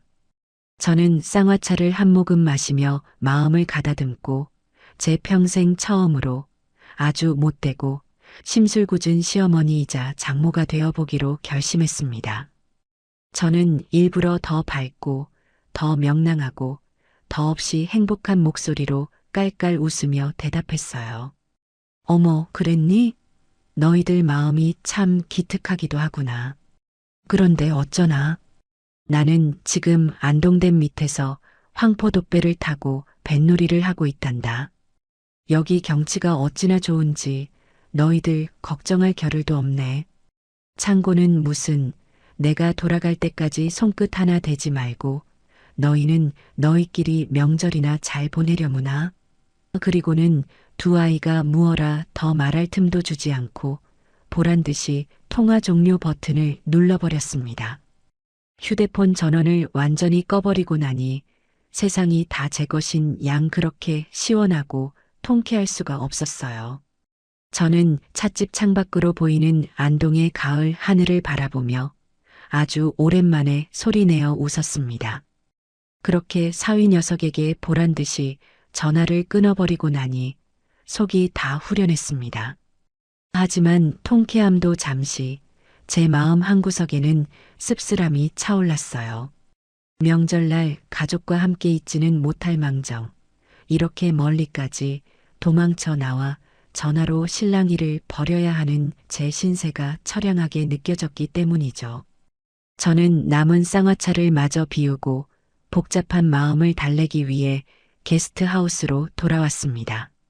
널찍한 툇마루에 걸터 앉아 가방에서 남편이 만든 작은 목각 인형을 꺼내 손으로 부드럽게 쓸어보았어요. 그러자 제 마음을 어지럽히던 모든 상념들이 거짓말처럼 가라앉고 평온이 찾아왔습니다. 바로 그때였어요. 어르신, 여기 계셨군요. 어제 만났던 젊은 대학원생 김민준 씨가 제 곁으로 다가와 조심스럽게 말을 걸었습니다. 어르신, 혹시 어제 보여주셨던 조각칼 말고 장인어른께서 만드신 다른 작품도 제가 볼 수 있을까요? 제가 잠깐 뵌 것뿐이지만 그 솜씨가 정말 예사롭지가 않아서요. 실례가 안 된다면 꼭 한번 보고 싶습니다. 그의 눈은 거짓없는 순수한 열정과 존경심으로 반짝이고 있었습니다. 사위 녀석의 탐욕스러운 눈빛과는 질적으로 다른 진짜배기의 눈이었죠. 저는 잠시 망설였습니다. 남편의 작품들은 제게는 너무나 사적이고 소중한 영역이었으니까요. 하지만 이 청년에게라면 제 남편의 삶한 조각을 보여줘도 괜찮을 것 같다는 믿음이 들었습니다. 글쎄, 실물은 다 서울 창고에 있어서 대신 내가 찍어둔 사진이라도 괜찮겠는가? 제 말에 민준 씨는 어린아이처럼 얼굴을 환하게 밝히며 고개를 끄덕였습니다. 저는 제 낡은 휴대폰을 꺼내 사진첩 깊숙한 곳에 저장해 두었던 창고 사진들을 그에게 보여주기 시작했어요. 먼지가 뽀얗게 쌓인 선반 위에 크기도 모양도 제각각인 수십 개의 목각, 인형과 동물 조각들이 빼곡히 들어차 있는 사진들이었죠. 사진을 넘겨보던 민준 씨의 표정이 시간이 지날수록 점점 더 심각하게 굳어지기 시작했습니다. 그는 숨소리조차 내지 않고 화면에 코를 박을 듯이 집중해서 사진을 들여다보았어요. 어르신, 잠시만요. 이 사진 조금만 더 확대해 주실 수 있으세요? 그는 학 한 마리가 날갯짓하는 모습을 조각한 작품을 가리켰습니다. 저는 그의 요청대로 사진을 확대해 주었죠. 그러자 그는 거의 비명에 가까운 탄성을 내뱉었습니다. 맙소사. 이건 말도 안 돼. 이 결 좀 보세요. 나무의 결을 그대로 살리면서 마치 살아있는 학의 깃털처럼 표현했어요. 그리고 이음새 하나 없이 통나무 하나를 통째로 깎아서 만드신 거예요. 이런 기법은 그는 흥분을 감추지 못하고 한동안 말을 잇지 못했습니다. 그리고는 제 손을 덥석 잡으며 떨리는 목소리로 물었어요. 어르신, 정말 죄송하지만 이 작품들을 만드신 장인어른의 성함이 어떻게 되시는지 여쭤봐도 될까요? 저는 그의 갑작스러운 행동에 조금 놀랐지만 이내 남편의 이름을 담담하게 말해주었습니다. 제 대답을 들은 민준 씨는 마치 믿을 수 없는 이야기를 들은 사람처럼 얼굴이 하얗게 질려버렸어요. 역시 그랬군요. 그는 혼잣말처럼 중얼거리더니 제게 그동안 자신이 연구해왔던 놀라운 이야기를 들려주기 시작했습니다. 그의 말에 따르면 제 남편은 수십 년 전 한국 현대 목공예계의 혜성처럼 나타났다가 어느 날 갑자기 모든 활동을 중단하고 홀연히 사라져버린 비운의 천재 장인이었습니다. 그의 작품은 기존의 전통적인 기법을 따르면서도 그 누구도 흉내낼 수 없는 독창적이고 현대적인 미학을 담고 있어 당시 학계에 엄청난 주목을 받았다고 해요. 하지만 그는 세상의 관심과 명예를 부담스러워했고 결국 모든 것을 뒤로하고 홀로 작업에만 몰두하는 삶을 택했던 겁니다. 남아있는 작품이 단 한 점도 없고 그를 기억하는 사람도 거의 없어 이제는 학계에서만 얼굴 없는 장인이라는 별명으로 전설처럼 전해져 내려오는 인물이라고 했습니다. 저는 민준 씨의 이야기를 들으며 온몸에 소름이 돋는 것을 느꼈습니다. 제 남편이 그저 나무 만지는 것을 좋아했던 무뚝뚝하고 과묵했던 내 남편이 그런 대단한 사람이었다니요. 민준 씨는 제 휴대폰을 돌려주며 거의 애원하는 목소리로 말했습니다. 어르신, 이 창고는 단순한 창고가 아닙니다. 이건 한국 현대 공예사의 잃어버린 한 페이지를 찾을 수 있는 살아있는 보물창고예요. 이건 돈의 문제가 아닙니다. 어르신. 이건 우리가 반드시 지켜내고 세상에 알려야만 하는 소중한 문화유산입니다. 제발 제가 도울 수 있게 허락해 주세요. 그의 진심 어린 외침에 제 마음속에서는 무언가 뜨거운 것이 울컥하고 솟아올랐습니다. 그동안 사위 녀석에게 시달리며 느꼈던 서름과 분노가 이 젊은 청년의 진심 앞에서 눈 녹듯이 사라지고 가자리에 남편에 대한 자랑스러움과 긍지가 차오르기 시작했어요. 저는 그날 제 남편의 유산을 지키기 위한 아주 중요한 결심을 하게 되었습니다.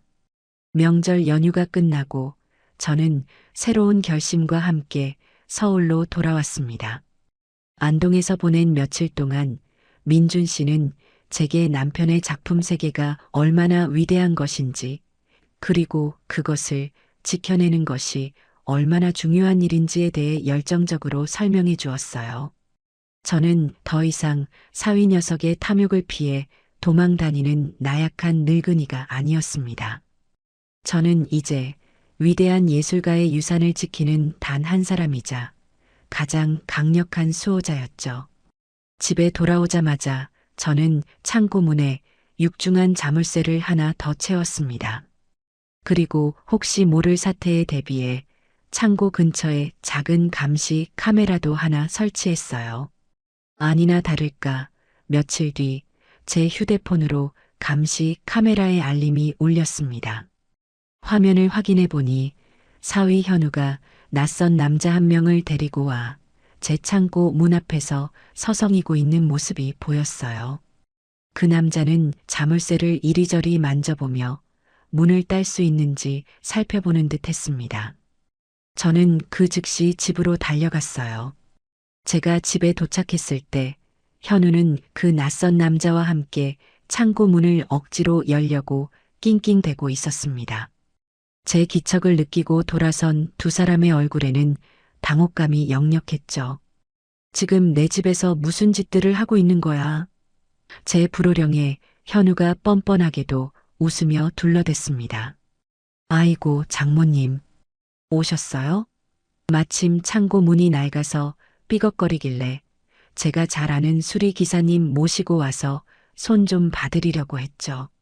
저는 기가 막혀 헛웃음을 쳤습니다. 수리? 내가 보기엔 문을 부수려고 하는 것 같은데. 당장 내 집에서들 나가. 저는 두 사람을 호통쳐서 내쫓았습니다. 딸 지수는 옆에서 어쩔 줄 몰라 하며 엄마 미안해.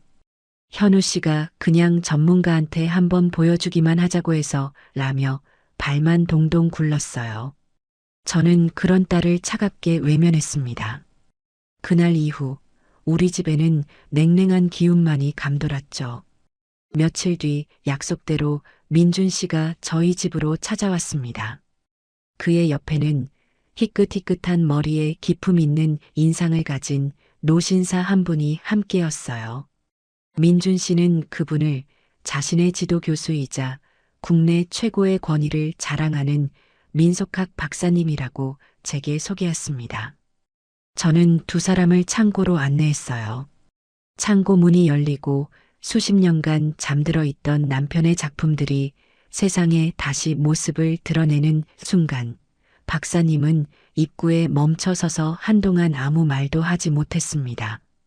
그는 마치 신성한 공간에 들어선 순례자처럼 경건한 표정으로 창고 안을 둘러보았어요. 그리고는 가장 가까이에 있던 작은 나무 기러기상 앞으로 다가가 조심스럽게 그것을 손에 들고 감탄사를 내뱉었습니다. 세상에, 이게 바로 전설로만 듣던 그분의 작품이군요. 이 간결하면서도 힘있는 칼자국, 나무의 본성을 거스르지 않으면서 그 안에 생명력을 불어넣는 솜씨라니 정말 위대합니다. 박사님은 어린아이처럼 흥분해서 작품 하나하나를 가리키며 제게 그 예술적 가치에 대해 설명하기 시작했습니다. 저는 그의 설명을 들으며 제 남편이 남긴 이 유산이 제가 생각했던 것보다 훨씬 더 대단하고 소중한 것임을 다시 한번 깨달을 수 있었어요. 바로 그때였습니다. 누구신데 남의 집 창고에 함부로 들어와서 소란이십니까?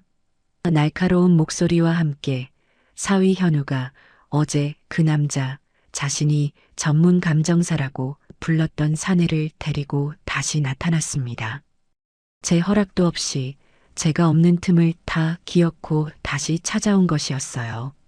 어제와는 달리 잔뜩 멋을 부린 듯 기름 바른 머리에 번쩍이는 시계를 찬 그 감정사라는 남자는 창고 안을 오만한 눈으로 한번 쓱 훑어보더니 콧방귀를 뀌며 말했습니다. 에이, 내가 어제 대충 훑어봤지만 이거 다 땔감으로나 쓸만한 것들이구먼. 솜씨는 좀 있는 것 같은데 작가가 이름이 없으니 예술적 가치는 영 꽝이야, 꽝. 장모님, 제가 좋은 값 쳐서 500만 원에 싹 다 치워드릴 테니 저한테 넘기시죠. 이런 건 빨리 처분하는 게 상책입니다. 그는 마치 저에게 큰 은혜라도 베푸는 듯한 태도로 저를 구슬리기 시작했습니다. 사위 현우는 옆에서 장모님, 이분이 이 바닥에서는 최고 전문가예요. 이분이 그렇다면 그런 거죠. 이 기회에 창고도 비우고 목돈도 챙기시는 게 어떻겠어요? 라며 저를 압박했어요. 그때 가만히 듣고만 있던 박사님이 조용히 입을 열었습니다. 그의 목소리는 나직했지만 그 안에 담긴 권위는 그 누구도 거스를 수 없을 만큼 단단했어요. 선생, 함부로 말하지 마시오. 당신이 지금 땔감이라고 말한 그것들이 어쩌면 국보급 문화재가 될 수도 있는 이 나라의 귀한 보물들이요. 박사님의 말에 감정사라는 남자의 얼굴이 순간 굳어졌습니다. 박사님은 아랑곳하지 않고 그에게 물었습니다. 감히 묻겠는데 선생은 어느 협회 소속이요? 내가 이 바닥에 평생을 몸담아 왔지만 당신처럼 귀한 것을 보고도 땔감 운운하는 안목 낮은 사람은 본 기억이 없는데. 박사님의 날카로운 추궁에 남자는 당황한 기색이 역력했습니다. 저는 프리랜서로라며 말을 얼버무리는 그의 모습은 영락없는 사기꾼의 모습이었죠. 그제야 현우도 무언가 잘못되었다는 것을 깨달았는지 얼굴이 흙빛으로 변하기 시작했습니다. 박사님은 더 이상 그에게 관심도 없다는 듯 다시 작품들을 향해 몸을 돌렸습니다. 그리고는 창고 안의 작품들이 지닌 예술적 가치와 역사적 의미를 마치 강연이라도 하듯 하나씩 설명하기 시작했어요. 진짜 전문가의 등장 앞에 가짜 감정사와 속물사위는 완전히 압도당하고 말았습니다. 박사님의 열정적인 설명은 1시간 넘게 이어졌습니다. 그는 제 남편의 작품들이 어떻게 전통적인 조각 기법을 계승하면서도 서구의 모더니즘을 독창적으로 결합시켰는지, 그리고 그 시대의 아픔과 희망을 어떻게 나무라는 진료 안에 섬세하게 녹여냈는지에 대해 막힘없이 설명했어요. 그의 설명을 듣고 있으니 무뚝뚝하고 과묵하기만 했던 제 남편이 마치 위대한 예술가처럼 새롭게 보였습니다. 설명을 듣는 내내 딸 지수는 부끄러움과 죄책감에 고개도 들지 못했고 사기꾼 감정사는 어느새 슬그머니 자취를 감춘 뒤였어요. 하지만 제 사위 현우의 반응은 제 예상을 완전히 벗어났습니다. 그는 작품의 예술적 가치나 역사적 의미에는 전혀 관심이 없다는 듯 박사님의 설명이 끝나기 무겁게 끼어들었습니다. 그의 눈은 탐욕으로 번들거리며 오직 한 가지에만 꽂혀 있었죠. 그래서요, 교수님. 그래서 그 가치가 대략 돈으로 환산하면 얼마나 된다는 말씀이십니까? 억 단위는 되는 겁니까?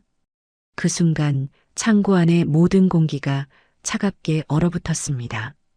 박사님은 더 이상 말할 가치도 없다는 듯 경멸적인 표정으로 현우를 한번 쳐다보고는 고개를 돌려버렸고 딸 지수는 여보 제발 그만해 라며 남편의 옷소매를 잡아 끌었습니다. 저는 그 모습을 보며 이 아이는 끝까지 변하지 않겠구나 하는 깊은 절망감을 느꼈어요. 저는 그 자리에서 모두가 들을 수 있는 단호한 목소리로 선언했습니다. 정서방, 그리고 여기 계신 분들 모두 잘 들으세요. 이 창고에 있는 물건들은 내 눈에 흙이 들어가기 전까지는 단 한 점도 팔지 않을 겁니다. 이건 당신들이 생각하는 것처럼 돈이 되는 물건이 아니에요.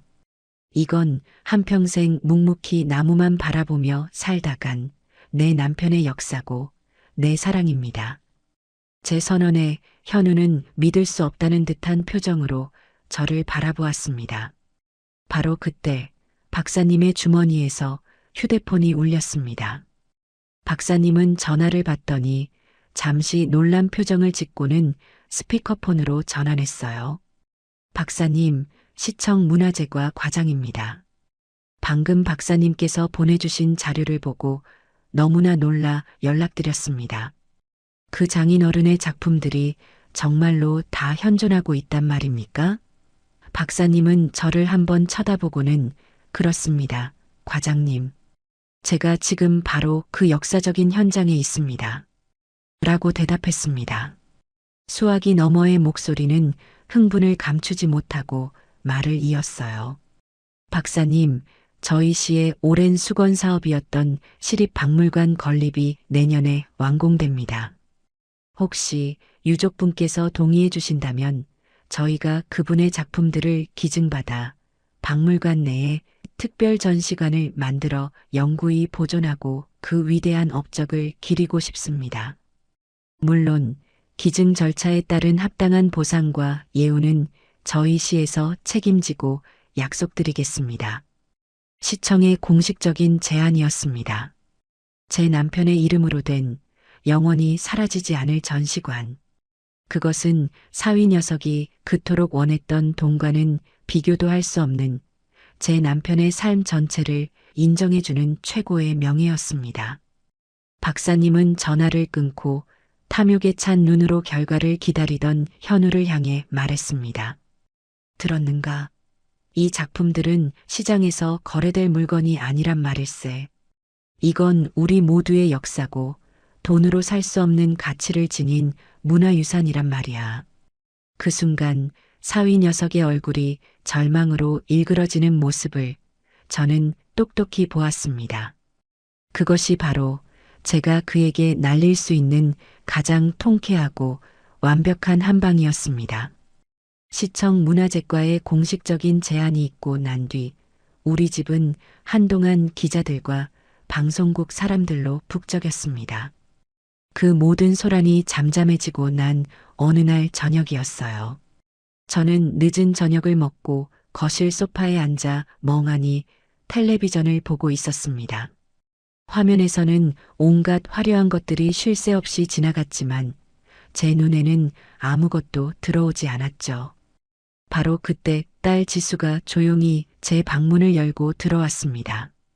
잔뜩 헬쑥해진 얼굴로 제 앞에 와서 아무 말도 못하고 그저 고개만 푹 숙이고 서 있더군요.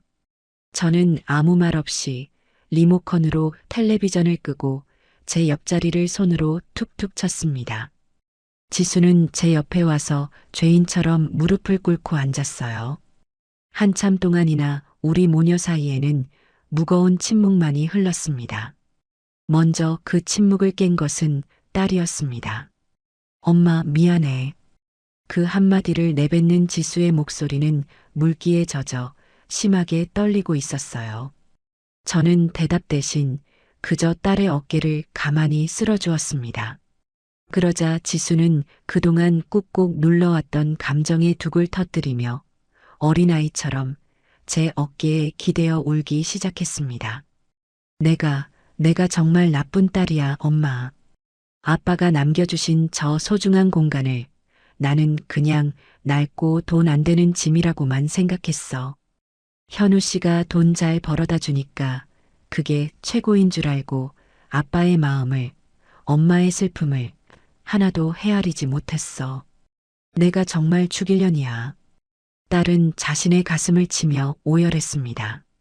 저는 그런 딸의 등을 토닥이며 가만히 그 울음을 다 받아주었어요.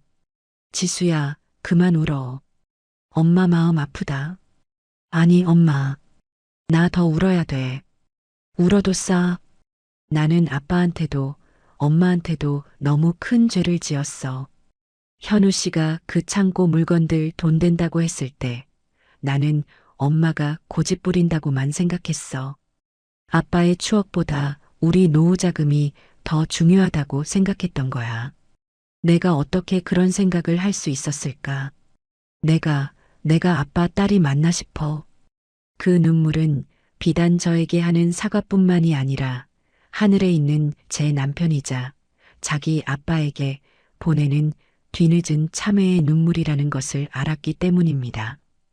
한참을 울어 조금 진정이 된 지수가 제 품에서 떨어져 자신의 방으로 향했습니다.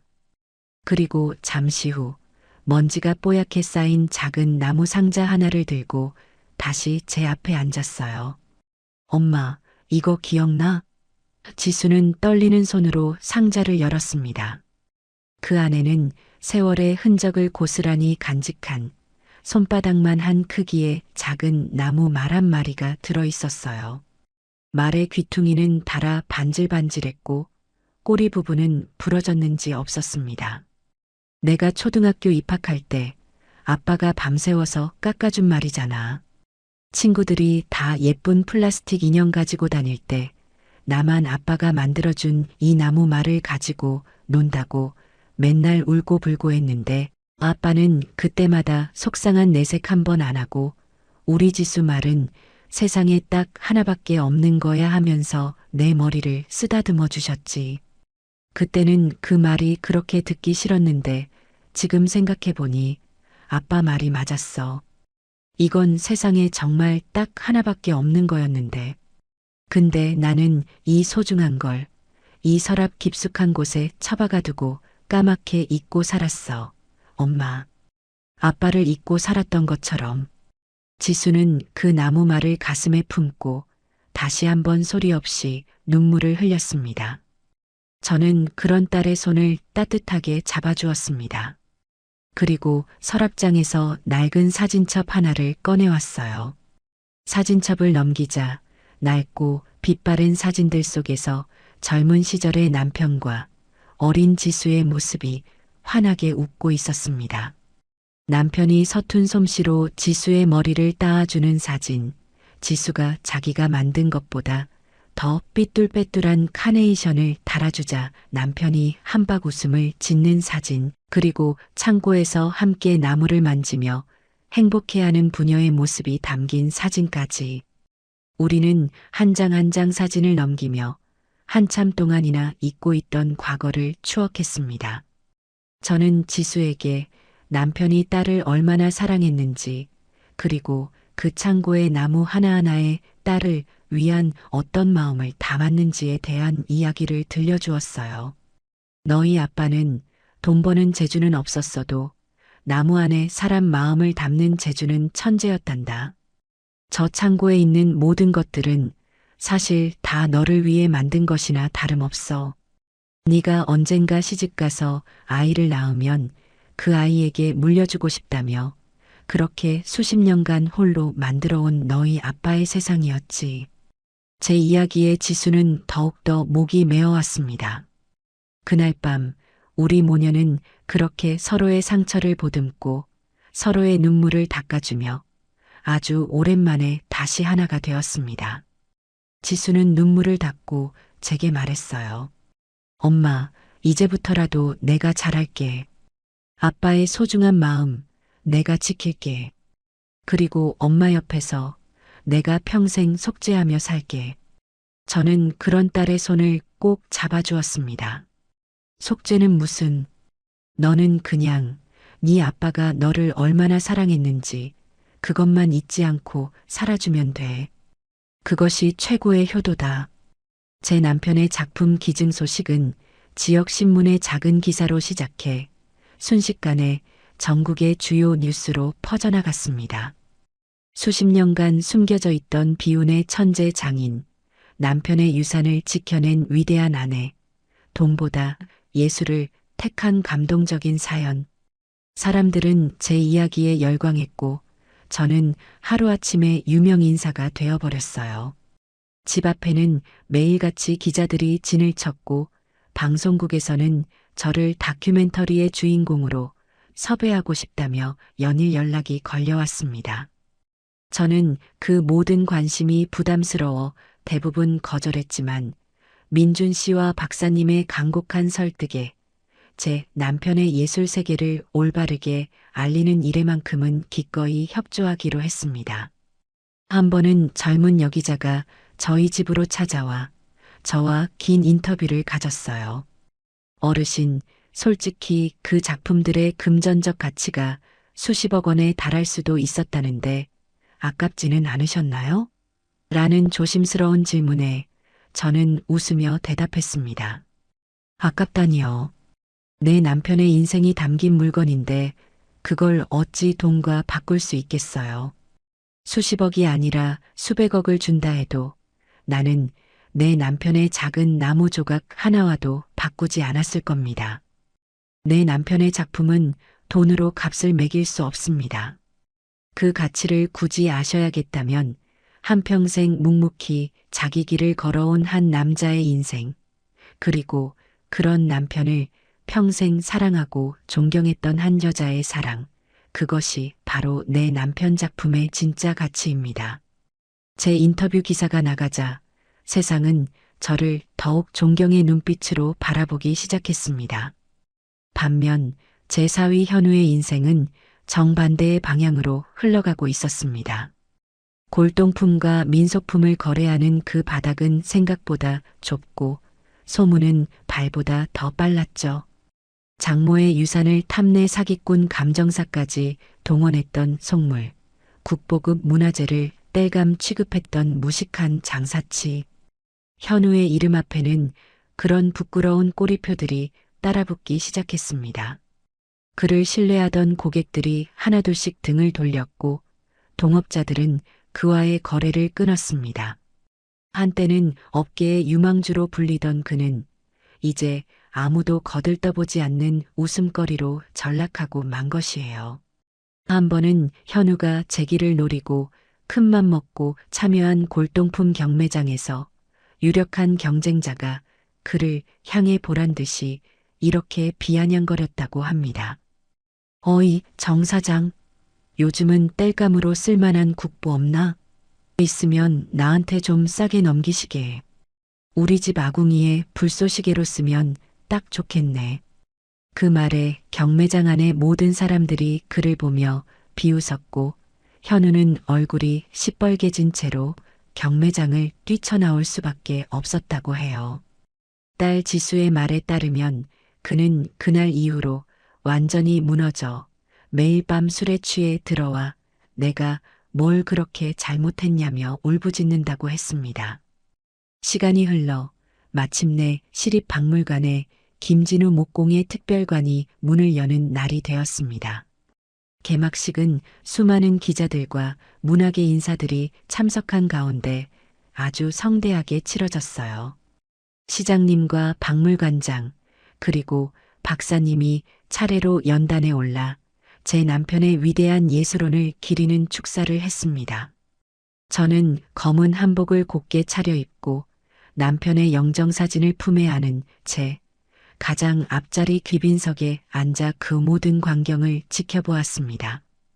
제 차례가 되어 연단에 올라갔을 때 저는 미리 준비한 원고 대신 제 진심을 담아 짧게 말했어요. 제 남편은 살아생전 단 한 번도 세상의 인정을 바라지 않았습니다. 그저 나무가 좋아서 나무를 만지는 순간이 행복해서 평생을 묵묵히 나무와 함께 살다 간 사람입니다. 오늘 이렇게나 많은 분들이 그의 삶을 기억해 주시니 하늘에 있는 그 사람도 분명 기뻐할 겁니다. 고맙습니다. 제 말이 끝나자 장내에서는 우레와 같은 박수갈채가 터져 나왔습니다. 그 순간 제 눈에 행사장 가장 뒤쪽 기둥 뒤에 숨어 이쪽을 바라보고 있는 한 남자의 모습이 들어왔습니다. 초대받지 못한 손님, 바로 제 사위 현우였습니다. 예전에 그 번지르르한 모습은 온데간데 없고 잔뜩 주눅이 든 초라한 모습으로 그는 차마 안으로 들어오지도 못하고 그저 멀리서 자신이 그토록 경멸했던 장인의 영광을 쌉쓸하게 지켜보고 있었습니다. 그 모습을 보니 통쾌함보다는 어쩐지 서글픈 마음이 더 크게 들었습니다. 전시회가 성공적으로 막을 내리고 제 삶도 다시 평온을 되찾았습니다. 하지만 현우는 그 후로도 한참 동안 제 앞에 나타나지 못했어요. 딸 지수는 거의 매일같이 저희 집으로 찾아와 저를 돕고 말벗이 되어 주었습니다. 그리고 올 때마다 조심스럽게 현우의 이야기를 꺼내놓곤 했죠. 엄마, 그 사람 요즘 정말 이상해. 매일 밤 아빠에 대한 책들을 찾아서 읽고 주말에는 인사동이나 박물관 같은 데를 혼자 돌아다니는 것 같아. 얼마 전에는 작은 목공소에 찾아가서 뭘 배우고 싶다고 기웃거리다가 쫓겨나기도 했대. 저는 딸의 말을 그저 묵묵히 듣기만 할 뿐 아무런 대답도 하지 않았습니다. 아직은 그 아이를 용서할 마음의 준비가 되지 않았기 때문이에요. 엄마, 그 사람 한 번만 만나주면 안 될까? 정말 많이 반성하고 있어. 엄마한테 꼭 무릎 꿇고 사죄하고 싶대. 딸의 간곡한 부탁에도 저는 그저 고개만 가로저을 뿐이었습니다. 그러던 어느 날 딸 편에 현우가 보낸 것이라며 두툼한 편지 봉투 하나가 전달되었습니다. 저는 그 편지를 읽지 않고 서랍 속에 넣어둔 채 며칠을 보냈어요. 하지만 자꾸만 그 편지가 눈에 밟혀 결국 어느 날 밤 저는 편지를 꺼내 읽기 시작했습니다. 죄인 정현우 올림이라는 문장으로 시작된 편지에는 서툴고 투박한 글씨로 그의 진심 어린 반성과 후회가 구구절절하게 적혀 있었어요. 그는 자신이 얼마나 어리석고 탐욕스러운 인간이었는지 돈이 세상의 전부라고 믿으며 살아온 자신의 지난 날이 얼마나 부끄러운지에 대해 고백했습니다. 장모님, 죄인 정현우입니다. 무슨 말로 이 죄를 사해야 할지 몇 날 며칠을 고민했지만 결국 이렇게 펜을 드는 것 외에는 아무런 방법도 찾지 못했습니다. 장모님, 저는 그날 개막식에서 장모님과 그리고 장인어른의 영정 사진을 보며 깨달았습니다. 제가 그토록 손에 쥐고 싶었던 성공이라는 것이 얼마나 허망하고 부질없는 것인지를요. 저는 돈으로 살 수 있는 것들만 줬다가 정작 돈으로 살 수 없는 가장 소중한 것들, 가족의 사랑과 사람의 마음을 모두 잃어버렸습니다. 저는 장인어른의 작품들을 보며 그 가치를 돈으로 환산할 생각에만 눈이 멀어 있었습니다. 하지만 이제야 장인어른께서 왜 평생을 가난한 몫으로 사셨는지, 그 창고의 나무 조각들이 장모님께 어떤 의미였는지 아주 조금은, 정말 아주 조금은 알 것 같습니다. 장인어른은 나무를 깎은 것이 아니라 당신의 삶과 장모님을 향한 사랑을 깎으셨던 것이더군요. 저는 감히 용서를 구하지 않겠습니다. 다만 제 어리석음을 평생 반성하며 살아가겠습니다. 부디 장모님께서는 언제나 건강하시기를 멀리서나마 빌겠습니다. 편지의 마지막 장을 덮었을 때 제 눈가에는 저도 모르게 눈물이 맺혀 있었습니다. 그의 진심이 서툰 글씨를 넘어 제 마음속으로 전해져 오는 듯 했어요. 편지와 함께 작은 상자 하나가 더 있었습니다. 상자를 열어보니 그 안에는 아주 서툰 솜씨로 깎아 만든 작은 목각 인형이 들어 있었어요. 아마도 제 남편의 작품을 흉내내어 그가 밤새 직접 깎아 만든 것이겠지요. 인형은 여기저기 흠집투성이에 모양도 볼품없었지만 저는 그 어떤 명품 선물보다도 그 서툰 인형이 더 갇히게 느껴졌습니다. 저는 그 인형을 남편의 유품인 목각 인형 옆에 나란히 놓아두었어요. 그리고 다음 날 아침 저는 딸에게 전화를 걸었습니다. 지수야, 이번 주말에 정서방이랑 같이 집으로 저녁 먹으러 오너라. 수화기 너머로 딸의 놀란 숨소리가 들려왔습니다. 마침내 다음 명절이 돌아왔습니다. 예년 같았으면 저는 벌써 안동행 기차표를 끊어놓고 가방을 싸고 있었을 테지요.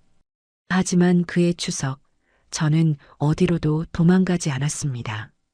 대신 아침 일찍부터 부엌에 서서 찾아올 딸과 사위를 위해 정성껏 명절 음식을 준비했어요. 약속한 저녁 시간이 되자 두 아이가 현관문을 열고 들어섰습니다.